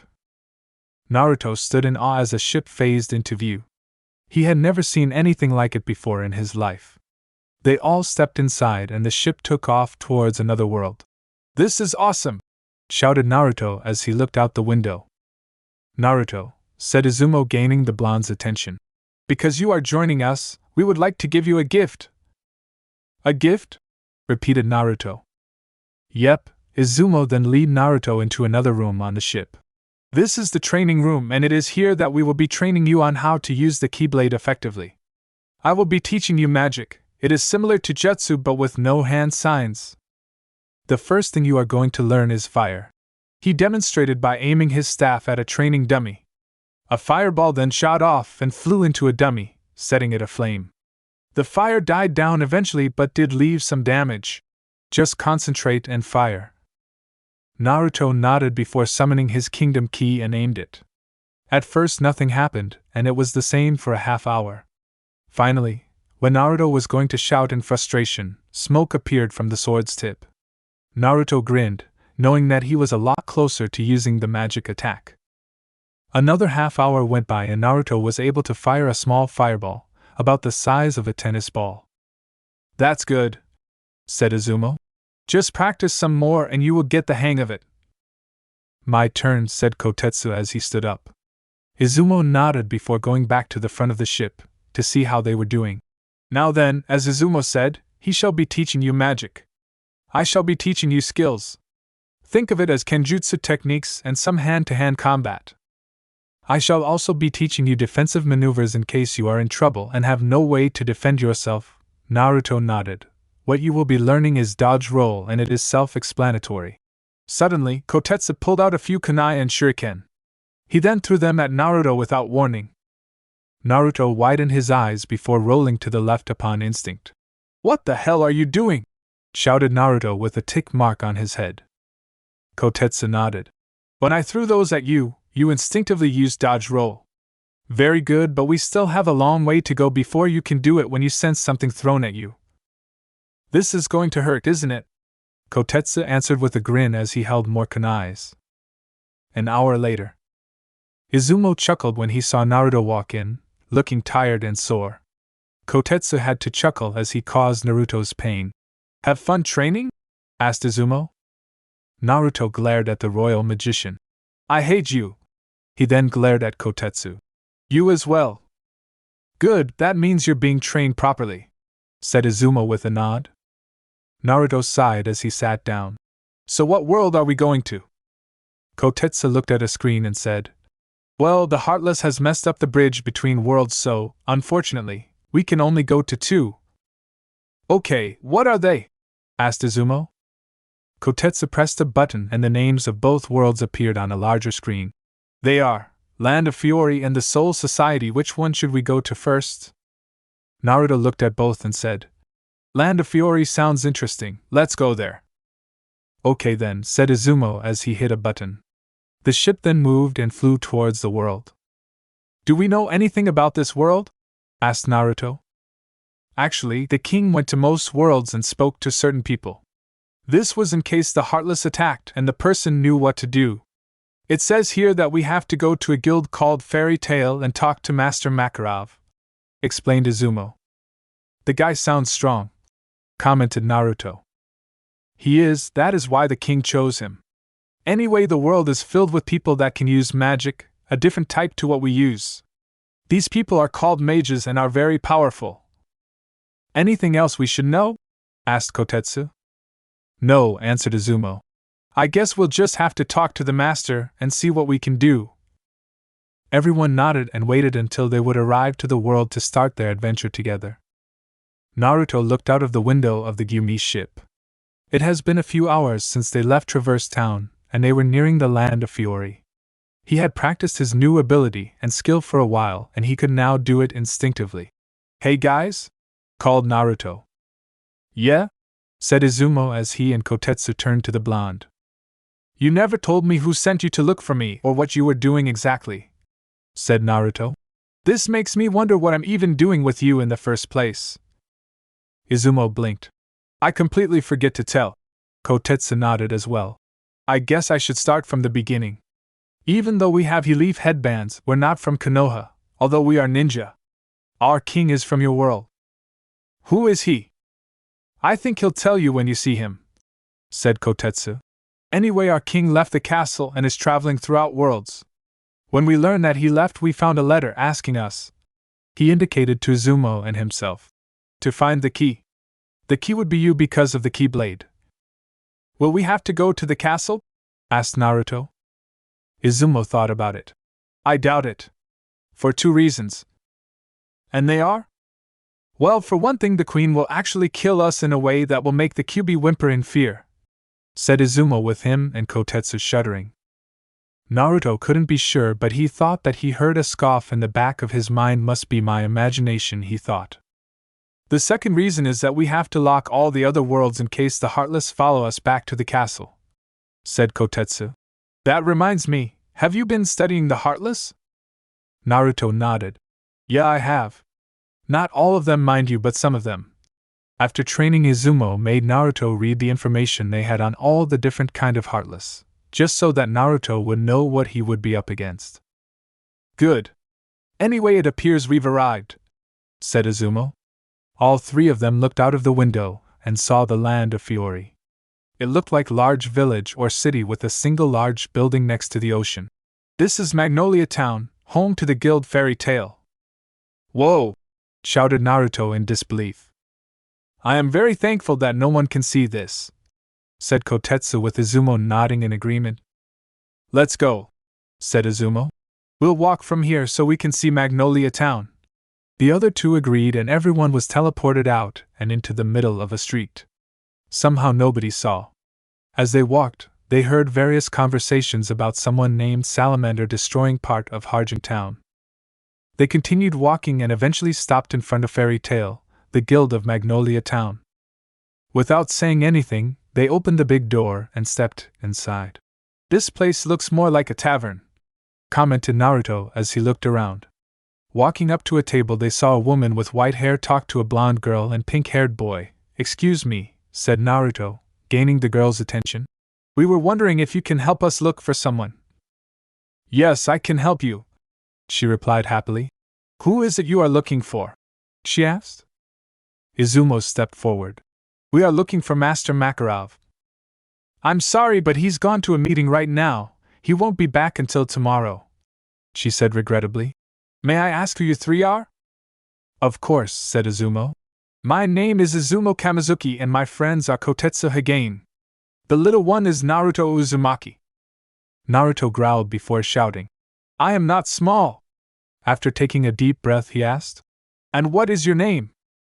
The girl smiled and giggled at how Naruto acted. My name is Mary-Jane Strauss.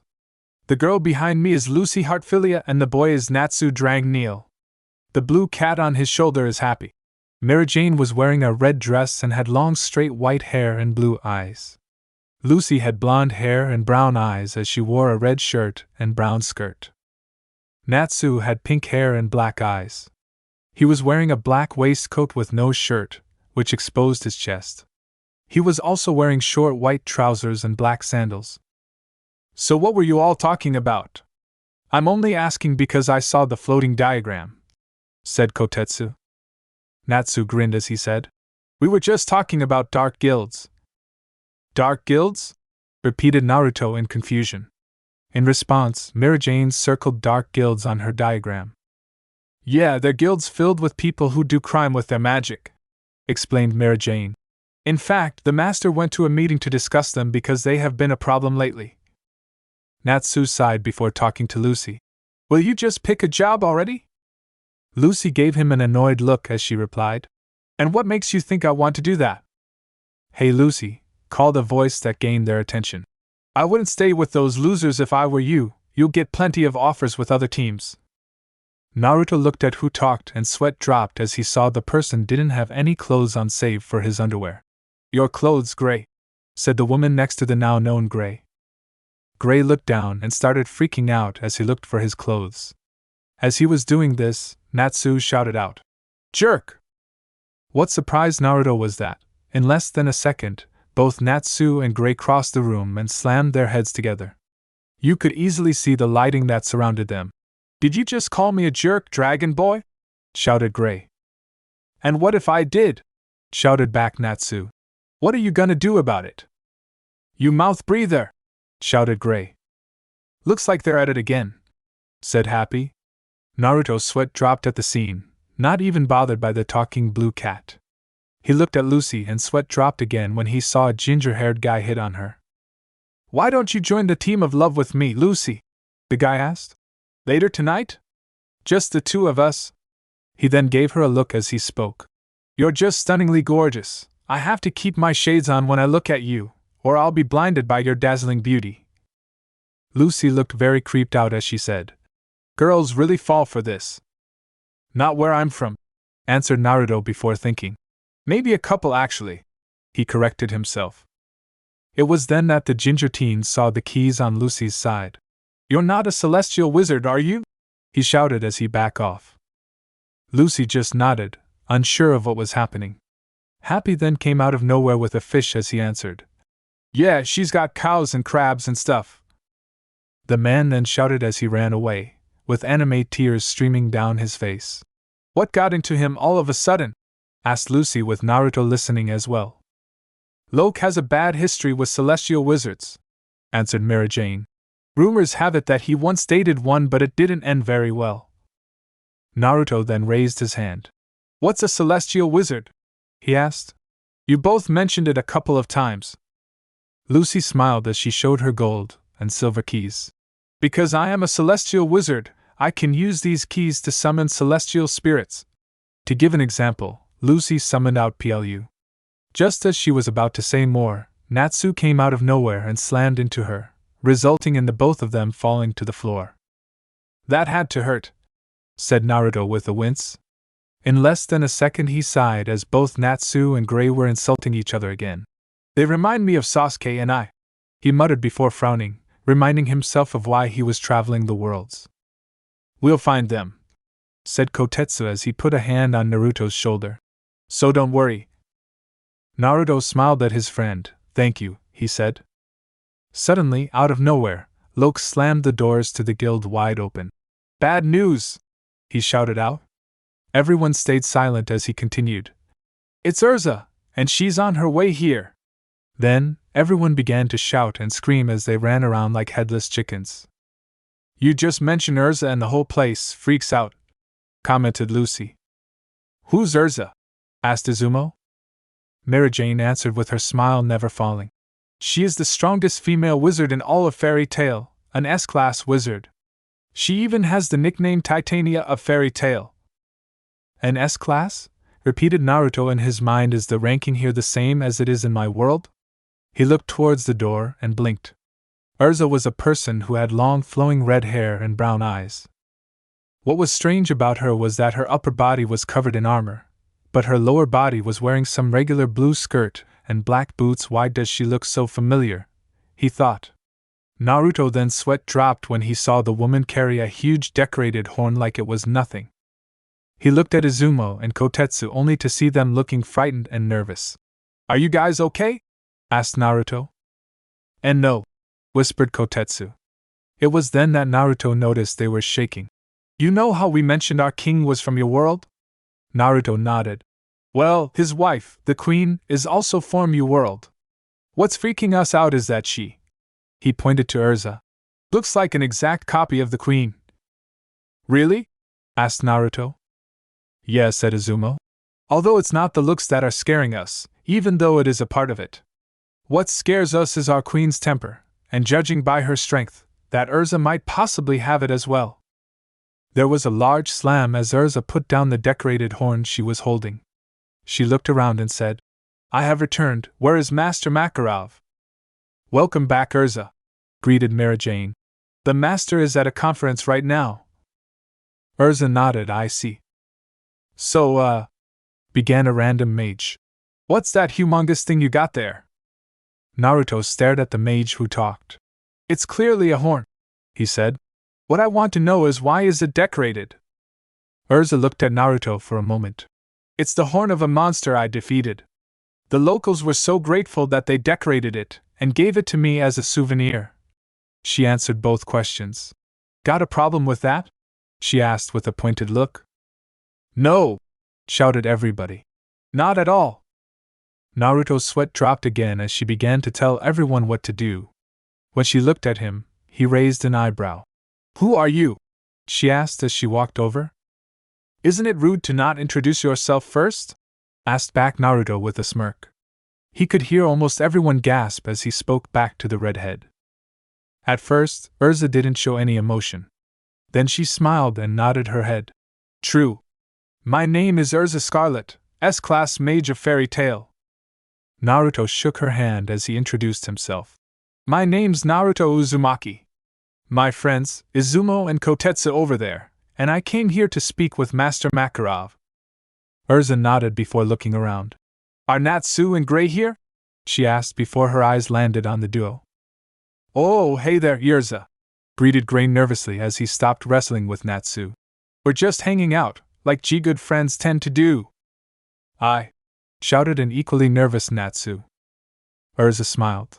That's great. I'm pleased to see the two of you getting along so well, she said. However, it's only natural that the best of friends lock horns every once in a while. I don't know if we're the best of friends, said Gray. I said Natsu. Lucy looked horrified. What's wrong with Natsu? He's scared, answered Mary Jane. A few years ago he challenged Erza to a fight and she beat him up pretty bad. Naruto winced at that as both Izumo and Kotetsu thought she really is like the queen. Natsu, Gray, said Erza, getting their attention. I need you to do me a favor. Whilst traveling, I overheard something that has me worried. Normally I would consult with the master before acting, but he's not here and this is a matter of utmost urgency. She then looked at them with a serious expression. You two are the strongest here. I could really use your help. Naruto looked around as he heard everyone whisper in surprise. We'll meet at the train station tomorrow morning. Natsu, Erza, and Gray, said Mary Jane. This could be the most powerful team Fairy Tail has ever had. The next day, at Magnolia Station, Natsu shouted out in anger. I hate this. Teaming up with you is the worst idea ever. Yeah, tell me about it, shouted back Gray. Erza made a huge mistake, asking you to come along. Naruto, Izumo, Kotetsu, and Lucy sighed as the two started to argue again. Let's just pretend we don't know them, suggested Lucy. Then why did you tag along? Asked Happy as he ate another fish. Mira asked me to come along, she muttered back. She wants me to keep them from fighting. A voice then made everyone stop talking, and made everyone but Naruto freeze in fear. Sorry I'm late, have you been waiting long? Asked Erza as she pulled along a large cart full of her luggage. All those belong to you? Shouted Lucy in shock. She then shouted at not only Natsu and Gray but Izumo and Kotetsu as well as they started dancing and acting like best friends. Would you people stop? Good, said Erza with a smile. I really love to see the two of you get along. Erza then looked at Lucy. And what was your name? I believe I saw you at the guild yesterday. My name's Lucy and I just joined Fairy Tail, answered Lucy with a smile as she held on to Plu. Mira asked me to come along so I can learn a thing or two. Erza then looked at Naruto, Izumo, and Kotetsu, with the last two looking terrified like Natsu and Gray. And why are you three here? We thought you could use some help, answered Naruto. I heard you were possibly the strongest in Fairy Tail, so the fact that you need help on this mission means it's dangerous. So I thought, why not help? He explained. Is that a problem? He asked. Erza shook her head. The more the merrier, she answered, grateful for the extra help. It was then that something dawned to Erza. Wait, she said as she looked at Lucy. You're the girl I heard about. I was told you defeated a mercenary gorillas with only your pinky finger, she said, shocking Lucy. It would be great to have a wizard like you on board. Hey Erza, shouted Natsu. When this is over, I want to fight you. Erza looked at him for a moment before smirking. Very well. I accept your challenge when this is all over. All right, shouted Natsu in excitement. I'm all fired up now. A few minutes late on the train. Now we see Natsu looking very ill and pathetic. Wow, said Naruto from across the seat. That's sad. Don't worry, he'll be fine, said Erza. Come sit next to me, Natsu, she said, making Lucy swap seats with the Dragon Slayer. As soon as they sat down, Erza said, Now just relax. Why does that seem familiar? Muttered Izumo to Kotetsu. Erza then punched Natsu in the stomach, knocking him unconscious. Oh, that's why, he said, remembering all the times his queen knocked them unconscious when they were ill. Erza, said Gray, getting everyone's, but Natsu's, attention. I think it's about time you start filling us in. Yeah, agreed Naruto. I'd rather not go into a battle, not knowing who I'm up against. Erza nodded as Natsu head rested on her lap. Of course, she said. I have reason to believe that the Dark Guild Eisenwald is planning something big. I'm not sure what exactly, but it has something to do with a magic item called Lullaby. Lullaby? Repeated both Gray and Happy. Wait, that thing from before? Asked Lucy. Naruto raised an eyebrow. You heard of it? Lucy nodded before explaining what happened and how Happy was kidnapped. I see, said Erza. So you've ran into the Eisenwald Guild before? Well, I'm not positive they were Eisenwald, but they did mention Lullaby, said Gray. Izumo hummed in thought. Could they be former members and are trying to get back in by pleasing their master? He asked. That's just what I was thinking, said Erza. But maybe they were too scared and just ran away. So this thing is so bad, it scares even dark wizards? Questioned Gray. I'm only hypothesizing, said Erza. But whoever you saw dragging off Happy's kidnappers that day must have been from Eisenwald. Izumo nodded. That makes sense, he said. Where we're from, if you abandon the village, you will be marked as a missing mage. He coughed at his mistake but was thankful no one noticed. If that happens, then the village leaders will send out people to take them out. How did you find all this out? Asked Naruto. Just the other day after I finished my job, I stopped by a pub that I knew was a gathering spot for local wizards. Whilst I was having a drink, I overheard a group of people shouting and one mentioned that Lullaby was hidden and sealed. But then another person stood up saying that he would go get it, and that he would give it to Arigor in 3 days. Naruto frowned. It was sealed? Then that must mean it was very powerful, he said, knowing from experience. Are you even sure they were with Eisenwald? Asked Gray. Yes, replied Erza with a frown. I didn't recognize his name. Arigor, the ace of Eisenwald. He only accepts assassination requests, which is why he has earned the name, Arigor the Reaper. He kills for money? Asked a now terrified Lucy. You'd be surprised by how many people would do that, or what people would do if given enough money, said Naruto, making everyone nod in agreement. When the council outlawed assassination requests, Eisenwald decided that money was more important than the council's rules. As a result, they were kicked out of the Wizard League 6 years ago. But that didn't stop them. They disobeyed orders and remained active till this day, finished Erza. Suddenly she slammed her fist into Natsu's head, making others, but Gray, worry about his mental health. How could I have been so careless? She asked herself. If only I had recognized Arigor's name that day, I could have pulverized them, I could have forced them to reveal their schemes to me. Let me get this straight, said Gray. Eisenwald is planning something big with Lullaby and you plan to stop them. That is correct, she replied. But I am not foolish enough to believe that I am strong enough to take on an entire guild by myself. That is why I asked for yours and Natsu's help. I am also thankful for your help as well, Lucy and Naruto, she said with a nod. Naruto nodded back as Gray replied, Sounds like fun to me. At the next stop, Lucy paid for sandwiches for everyone. Although Erza got strawberry cake instead and Naruto got some ramen. As they ate, Lucy asked, If you don't mind, Erza, what kind of magic do you use? That's a good question, replied the redhead. Erza's magic is really pretty, said Happy. She makes her enemies bleed. What is wrong with that cat? Thought Naruto, Izumo, and Kotetsu at the same time. Personally, I think Gray's magic is much more beautiful than mine, said Erza as she ate her cake. Like this? Asked Gray as he put his fist into his palm. A magic circle appeared and then Gray created the fairy tale emblem in ice. I use ice magic, he said. Well, that explains why you and Natsu always fight, commented Lucy. He's fire and you're ice. I never thought of it that way, said Erza. I use Requip magic. Requip magic? She repeated. Erza nodded. Yes. I can use my magic to summon weapons and armors that I have collected over the years. She then looked at Naruto and his friends. What type of magic do you use, Naruto? Naruto thought for a second.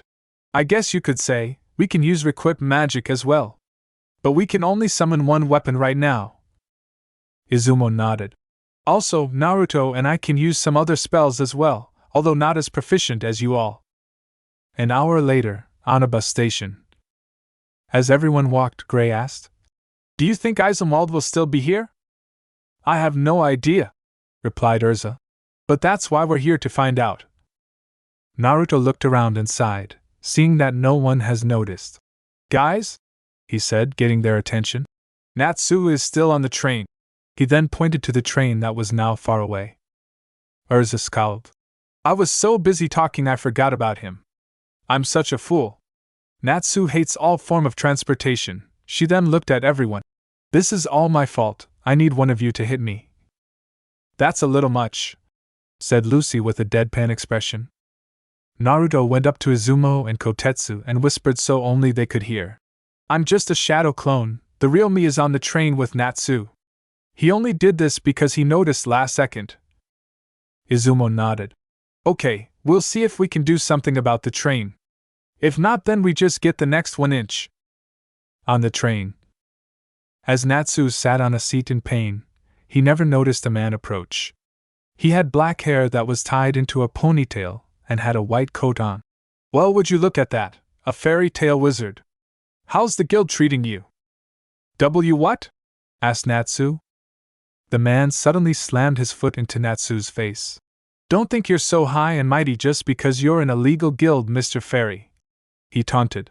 You guys are just blindly following the Magic Council. You know what you look like to us? Harmless little flies. He then started to chuckle as Natsu glared at him. Just as he was about to use his fire magic, a kunai appeared and made the man jump back. Naruto then stood up from his seat and then widened his eyes as he looked at the man. Shikamaru? Who? Repeated the man. I'm Kageyama, fairy tale scum. Natsu growled as he stood and gathered flames into his hands. Unfortunately, the train jumped a bit, forcing him to the ground. What kind of magic is that? Let me show you how it's done. A magic circle appeared before his shadow split into 3 parts and slammed into Natsu. That magic, said Natsu. Just as Naruto and Kageyama were about to do something, the train suddenly skidded to a stop. The sudden stop made Kageyama fall over and an object fell to the ground. Naruto used his chakra to keep him steady, but his gaze turned to the object. It was a wooden flute with a skull on top. The train stopped. What is that? Asked Naruto as he pointed to the flute. You both saw it, muttered Kageyama. Natsu growled as he activated his magic. He jumped at Kageyama with his fist on fire. Acting quickly, Kageyama activated his spell. Guard Shadow! His shadow then created a dome that protected him. Unfortunately, he wasn't quick enough as Natsu punched him, making an explosion. Lucky shot, muttered Kageyama from the end of the train car. Natsu grinned. Little fly, huh? He taunted back. Attention all passengers, said a woman's voice over the system. Our emergency stop was a false alarm. We'll be departing again shortly. We have to go, said Naruto. Now, Natsu nodded as he grabbed his pack. Kageyama stood up. Hold it right there, he shouted. I'm not letting you get away that easily. You're messing with Eisenwald now. So you're from Eisenwald, said Natsu.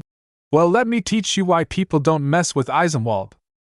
Suddenly the train jerked and Natsu fell to his knees as he turned green. With the others, Erza and the others managed to stop the train and were now on a magic mobile. Gray held onto the roof and Erza drove as Lucy, Izumo, and Kotetsu sat inside. The shadow clone from earlier dispelled when Gray slammed into him. This was because he suggested to leaving Natsu behind and Erza didn't like that.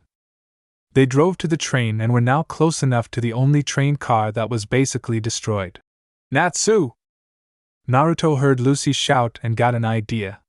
He grabbed Natsu, who was ready to faint because of the train, and threw him out of the window. Both Natsu and Gray shouted out in pain when their heads collided together, knocking the ice mage off the magic mobile. The car skidded to a stop and Erza asked, Are you both alright? Naruto quickly jumped out of the same window that Natsu was thrown out of and landed a few yards away from the group. When he walked up to them, he heard Gray shout at Natsu. That hurt, you idiot! Shut up, you icy freak! It wasn't my fault! Shouted back Natsu. And how come you guys left me on the train? That was my fault, said a guilt-ridden Erza. I am just glad that you are alright. I apologize. She tried to hug him but instead grabbed his head and slammed it into her armored chest.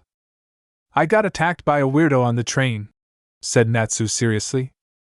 Naruto nodded and said, He was also carrying something but I have no clue what it was. I'm sure it was the dude that dragged away the guys who were going to eat happy, said Natsu. He said he was from Eisenwald. Erza's eyes widened at this before slapping Natsu across the face.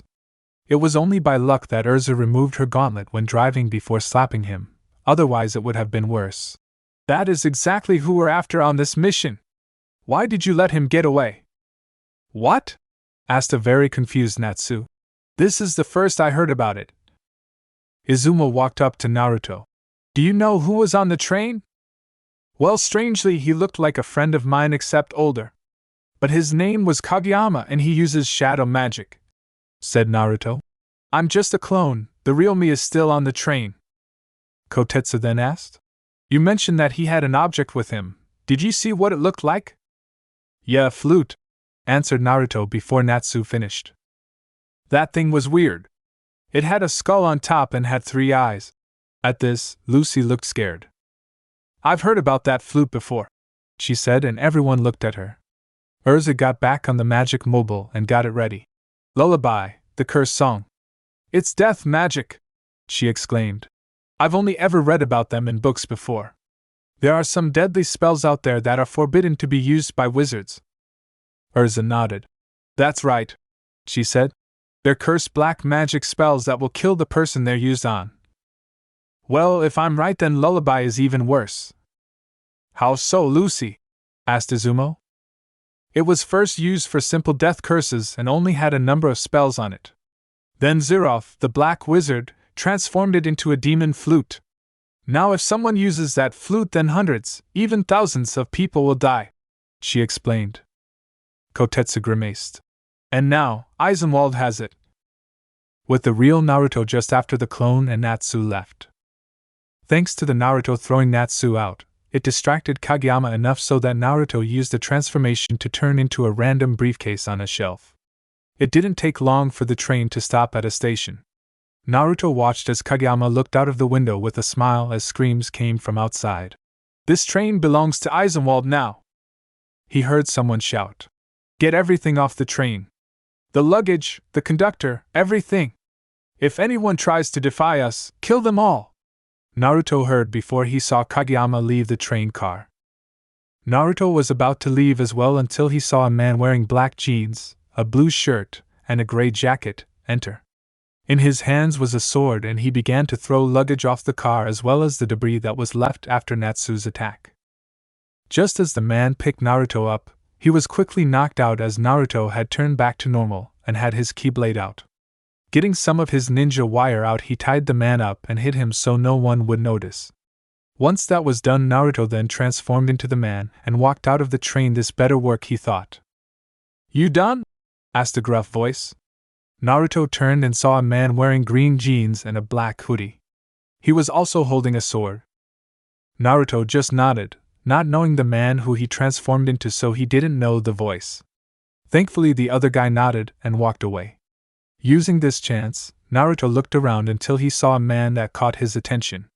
He had hair that reminded Naruto of Kakashi, except it was longer. He didn't have shirt but wore a torn Japanese-like outfit on his lower body and a torn scarf around his neck. He had 3 tattoos, one under each eye and one on his chest. What really caught Naruto's attention was the scythe that he carried. He knew who it was instantly thanks to Erza mentioning his nickname Arigor the Reaper, he thought. "Well, look who's here," said a voice that Naruto knew. It was Kageyama, and he walked up to the man with the scythe. "Kageyama," said Arigor, "I heard you were coming back aboard this train.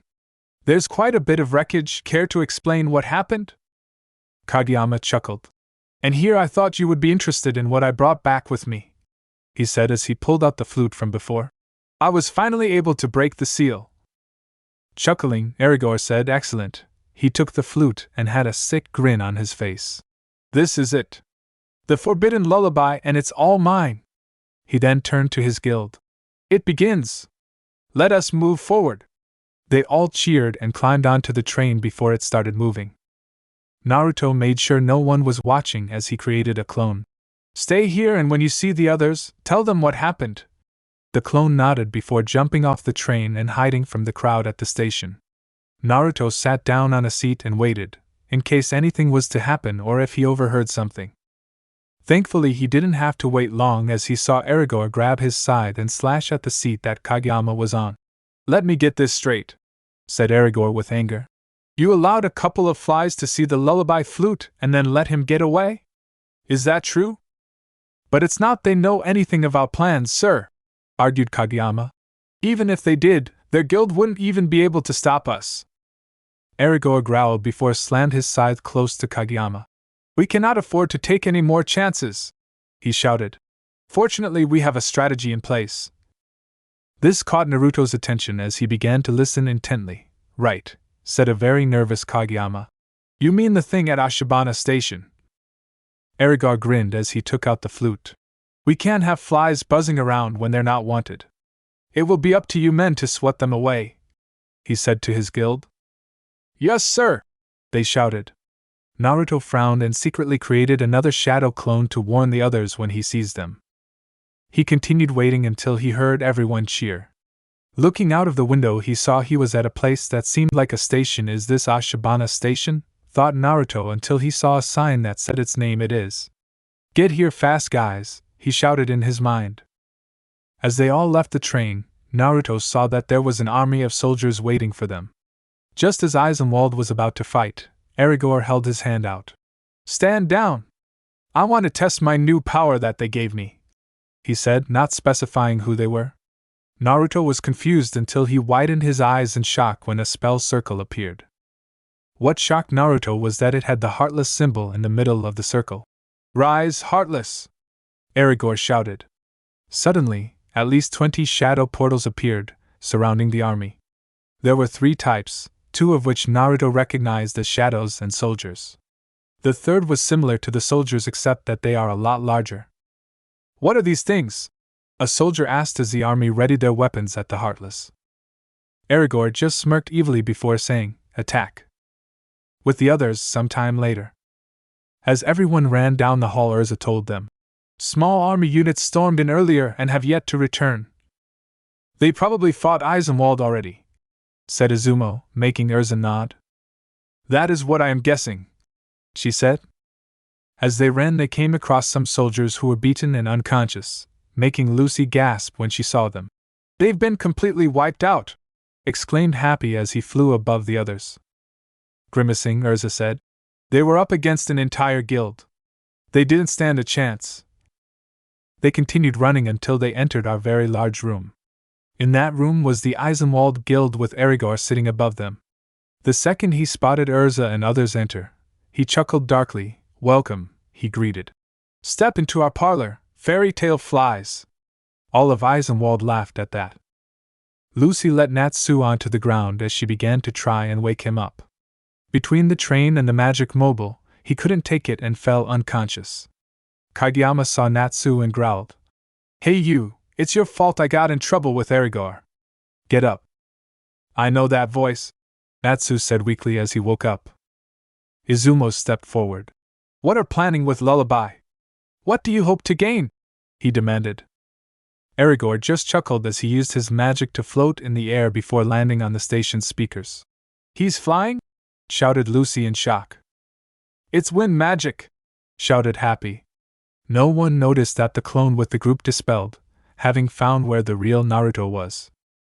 It was then that Erza figured Arigor's plan. "You plan to broadcast Lullaby's song?" "Thousands of nosy onlookers have flocked to this station hoping to get a glimpse of the action," said Arigor with a maniacal grin. "If I raise the volume enough, then I will be able to extinguish the entire city with my melody of death." He then looked straight at Izumo. "At this point, we've given up trying to regain our rights, we want power. Then we will be able to wash away the sins of the past, and then take control of what happens in the future." "You guys are completely insane!" shouted Lucy. Kageyama knelt to the ground, reminding Naruto of Shikamaru before he used the jutsu. "We're rolling in a new age of darkness," he shouted. "Course by the time it gets here you flies will be long gone." He made a spell and his shadow shot forward. It rose from the ground and was about to attack Lucy until two people who stopped it. Natsu, who had just got his strength back, and Naruto with his keyblade, as he was still in his transformation. "What?" shouted Kageyama. "What are you doing?" "Sorry," spoke Naruto. "But I'm not with you guys." He released his technique showing his real form. "The guy that I was impersonating is tied up on the train." "So it's you," said Arigor as he gazed at Naruto before grinning. "They wanted me to defeat you." "Who are they?" demanded Naruto. "Are these people the ones letting control the Heartless?" Both Izumo and Kotetsu widened their eyes at this. "What?" they both shouted. "They are," said Arigor. "And let's just say they would rather not see that weapon of yours ever again." He then cast the same spell as before. "Rise, Heartless!" he shouted as the same Heartless appeared. Both Izumo and Kotetsu summoned their staff and shield respectively and took a stance. "Attack!" He then looked at his guild. "I leave them to you. Show them the terror of the Dark Guild Eisenwald." He then vanished, shocking both Lucy and Happy. Naruto, Izumo, and Kotetsu ran at the Heartless, followed by both Natsu and Gray. Naruto ran at the big Heartless and tried to slash at it. Even from his view he knew these ones were stronger. "What are these ones?" he asked as he rolled away from its attack. "They're called large bodies," said Kotetsu as he blocked a shadow's attack. "They are strong in both offense and defense, but it is slow. Its weak spot is its back." Naruto nodded as he saw the large body run its way towards him. When it was close enough, Naruto dove forward and rolled between its legs. As fast as he could, Naruto jumped up and made a 5-hit combo on its back, defeating the Heartless. "Finally," muttered Naruto. He looked at Izumo and Kotetsu and saw they defeating a few easily. He then looked at Natsu and saw him punch a soldier with his fist covered in flames. "Well, that explains what Lucy said when she said they were fire and ice," thought Naruto, as he looked at Gray, who held a sword made of ice. Eventually all the Heartless were defeated, leaving everyone to fight Eisenwald. Erza looked around before speaking. "Natsu, Gray, you both go after Arigor. There is no telling where he went, so we need to find them." They both nodded. "I'll go with them," said Naruto as he ran with them. Erza nodded before looking at Eisenwald. "That just leaves the rest for us. We'll catch up once we're done." "2 girls and 2 guys against an entire guild?" asked a scared Lucy. What really frightened her were the lecherous looks she and Erza were getting from all of Eisenwald. Two people stepped forward. Kageyama and a man that looked Egyptian. "I, the great Ryul, will take the ones who ran away," he announced as black bands appeared from his fingers and wrapped around the balcony's edge. Kageyama knelt, as a magic circle appeared beneath him. "I'll go with you. That pink-haired asshole is going to pay." As Eisenwald continued to laugh in a disgusting way, Izumo and Kotetsu had enough. Raising his staff, Izumo pointed and shouted, "Thundara!" A large amount of lightning bolts appeared and shocked a few dark mages. Kotetsu then appeared and charged into the ones that were shocked, knocking them all over. Both Erza and Lucy followed after. Erza summoned a sword and slashed a few before re-equipping a spear. After that it was twin swords, and many dark mages were scared of how fast she could requip. Lucy took out a key and shouted, "Open, Gate of the Giant Crab! Cancer!" A man with a strange hairstyle and crab legs on his back appeared with scissors in each hand. He looked at Lucy through his sunglasses and spoke. "You need me to take care of these dudes, baby?" "Yeah," Lucy replied with an evil glint in her eyes. "Take them out with style." The enemy charged and Cancer shot through them all before stopping. The mages didn't know what happened until they saw hair fall to the ground and realized that they were now all bald. After a few minutes there were still too many for the four to take. Erza looked around before smiling. "I guess it can't be helped." She stepped forward and a magic circle appeared beneath her. Her form glowed for a moment, but when it died down, both Izumo and Kotetsu held their noses as they began to bleed, and Lucy was just blushing at Erza's heaven wheel armor. "It is her!" shouted an overly large man with green hair as he ran back. "Circle sword!" shouted Erza as swords appeared around her and spun around. The swords then all flew down and defeated all but one man. He growled before both his hands glowed with energy as he charged at her. "Don't do it!" shouted the large man.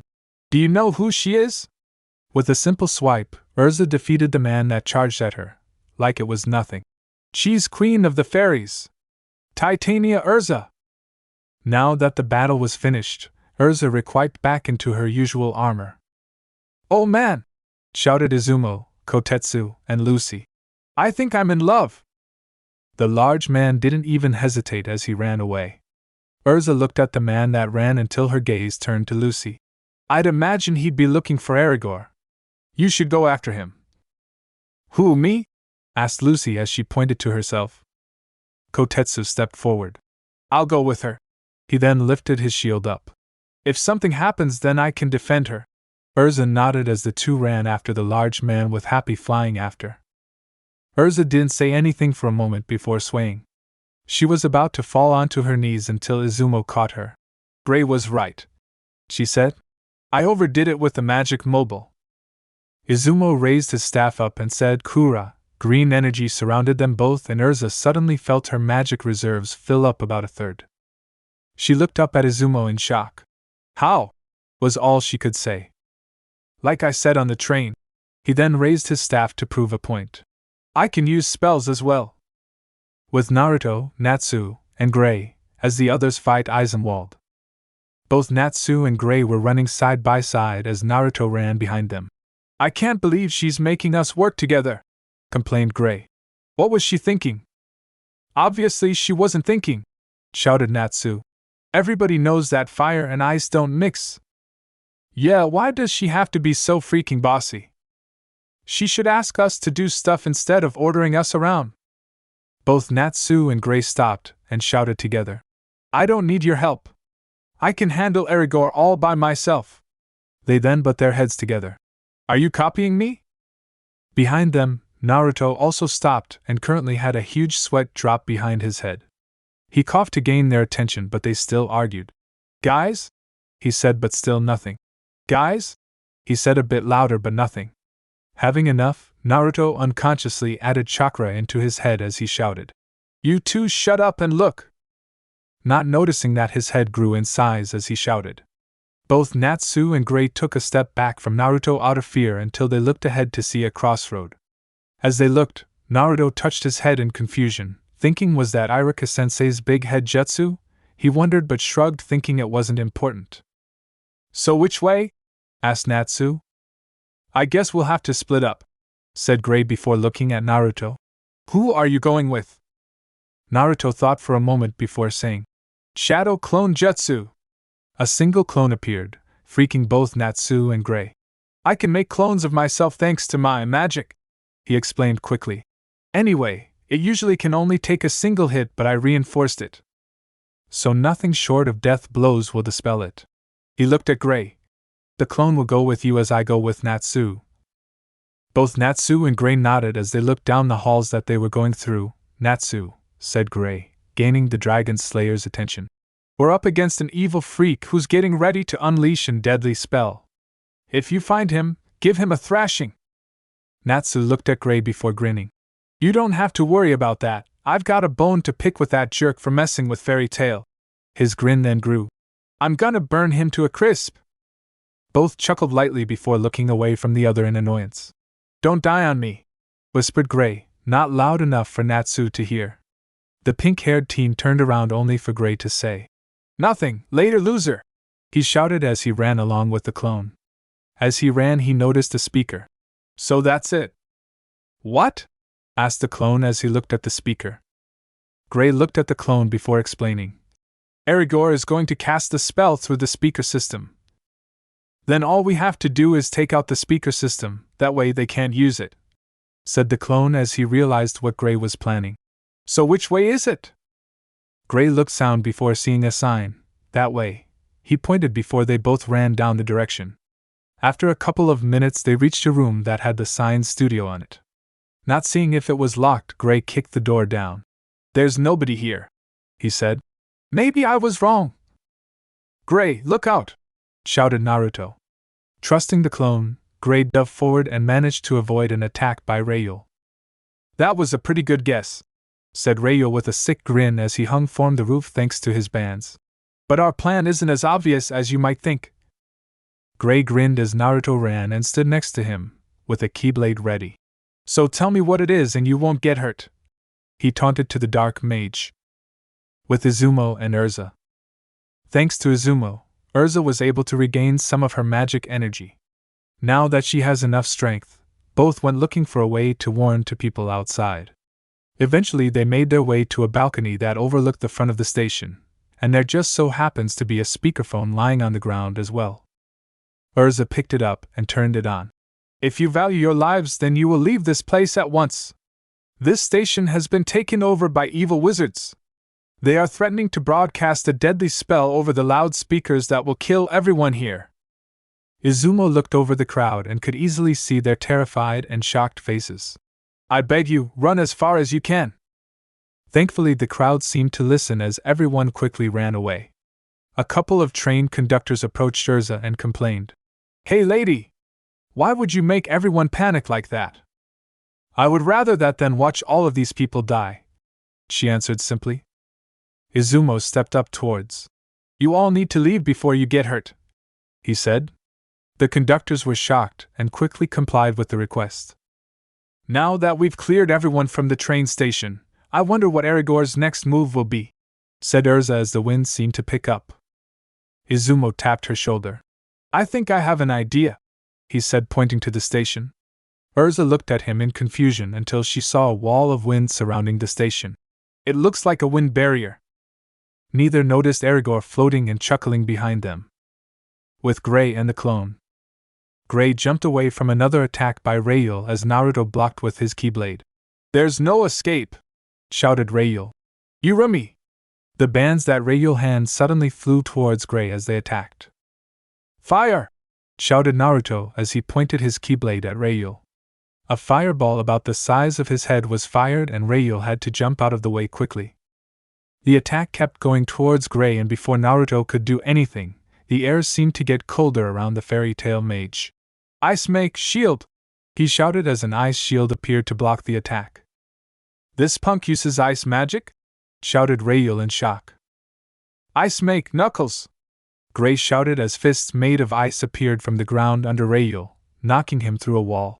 This is your last chance to tell me what you're planning.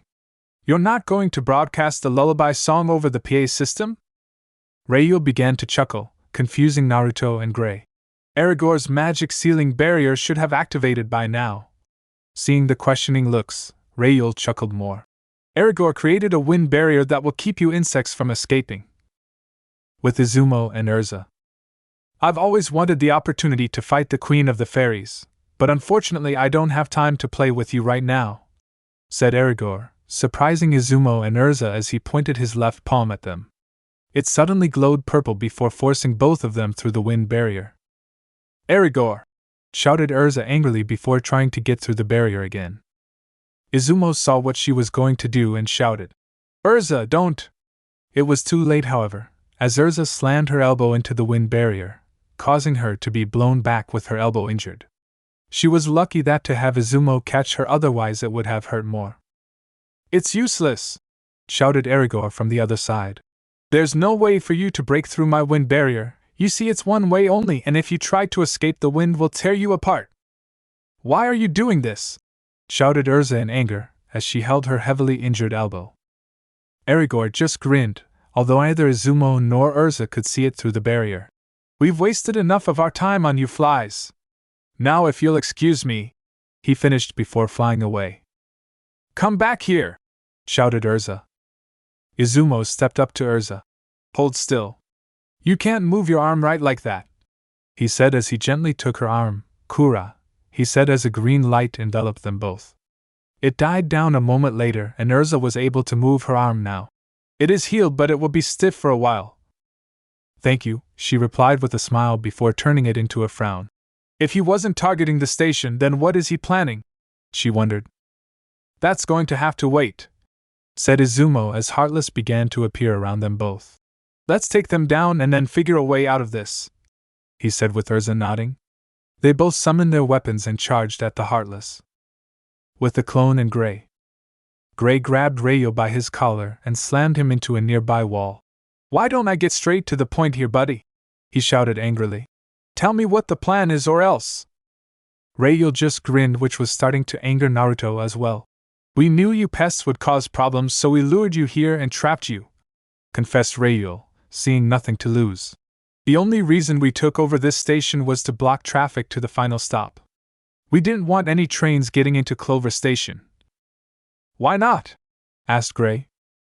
Because that's where it's going down, said Rayul, with his smug grin growing. Clover's just beyond a giant canyon, and this train line is the only way in and out of town. Unless you're able to fly like Arigor. Gray furrowed his brow in confusion. Wait, so the Lullaby is in Clover? You know what else is there right now? Asked Rayul. Think hard and you'll get it. Gray managed to move just in time to avoid getting hurt by Rayul's magic. Naruto quickly moved and slashed at Rayul, who jumped out of the way and kicked Naruto away. Clover? That's where the conference is being held, thought Gray, so this was their plan all along. They're targeting the guild masters. Rayul looked at Gray and saw the ice mage's eyes widen. He cackled as he shouted. You finally figured it out. Well, it's too late to stop us now. Seeing the clone running at him, Rayul was quick to use his magic to hurt the clone, which unfortunately dispelled it. You Eisenwald thugs must be brave to take on a group of powerful wizards, taunted Gray, but Rayul either ignored it or didn't hear it at all. Those old phonies won't even know what hit them once Lullaby's song starts playing. There's no way Arigor's plan will fail, he shouted, using his magic to wrap Gray with his bands. You and your little fairy friends are stuck in this station, so there is nothing you can do about it. Suddenly, a crazed look entered Rayul's eyes. Soon we'll have out revenge on everyone who tried to keep us down. When we're done, they'll be completely wiped out. Rayul's eyes widened in shock as magic started blasting out of Gray, causing all of his bands to freeze. Gray just moved his body and the bands suddenly shattered into nothing. That's not going to happen, shouted Gray as eyes started creep up Rayul's legs. Now get this straight. When you mess with the guild masters, you mess with all of us. They may be old, but they're the closest thing we have to parents. Gray walked up to Rayul and slammed his hand into the dark mage's face. A minute later, Gray walked away from the frozen Rayul. When I get my hands on them, he said, I'll show them fairy tale can be much more terrifying than any dark guild. With Kotetsu, Lucy, and Happy. Now where did that fat one run off to? Shouted Lucy as they ran down a hall. Kotetsu looked around. How can he hide so easily? He muttered in confusion. You'd better find him or Erza's going to strangle you, said Happy in a cheerful voice, freaking both Kotetsu and Lucy a lot. With Naruto and Natsu. Just come out and fight already! Shouted Natsu as he and Naruto ran down a hallway, not noticing a shadow following them. Kajimara's head appeared from the shadow, and he thought looks like it's about time to strike. Chapter end. Alright, that's it for today's video, guys. Let me know in the comments section how was the story, and also don't forget to like, share and subscribe. I will meet you in another video. Peace out.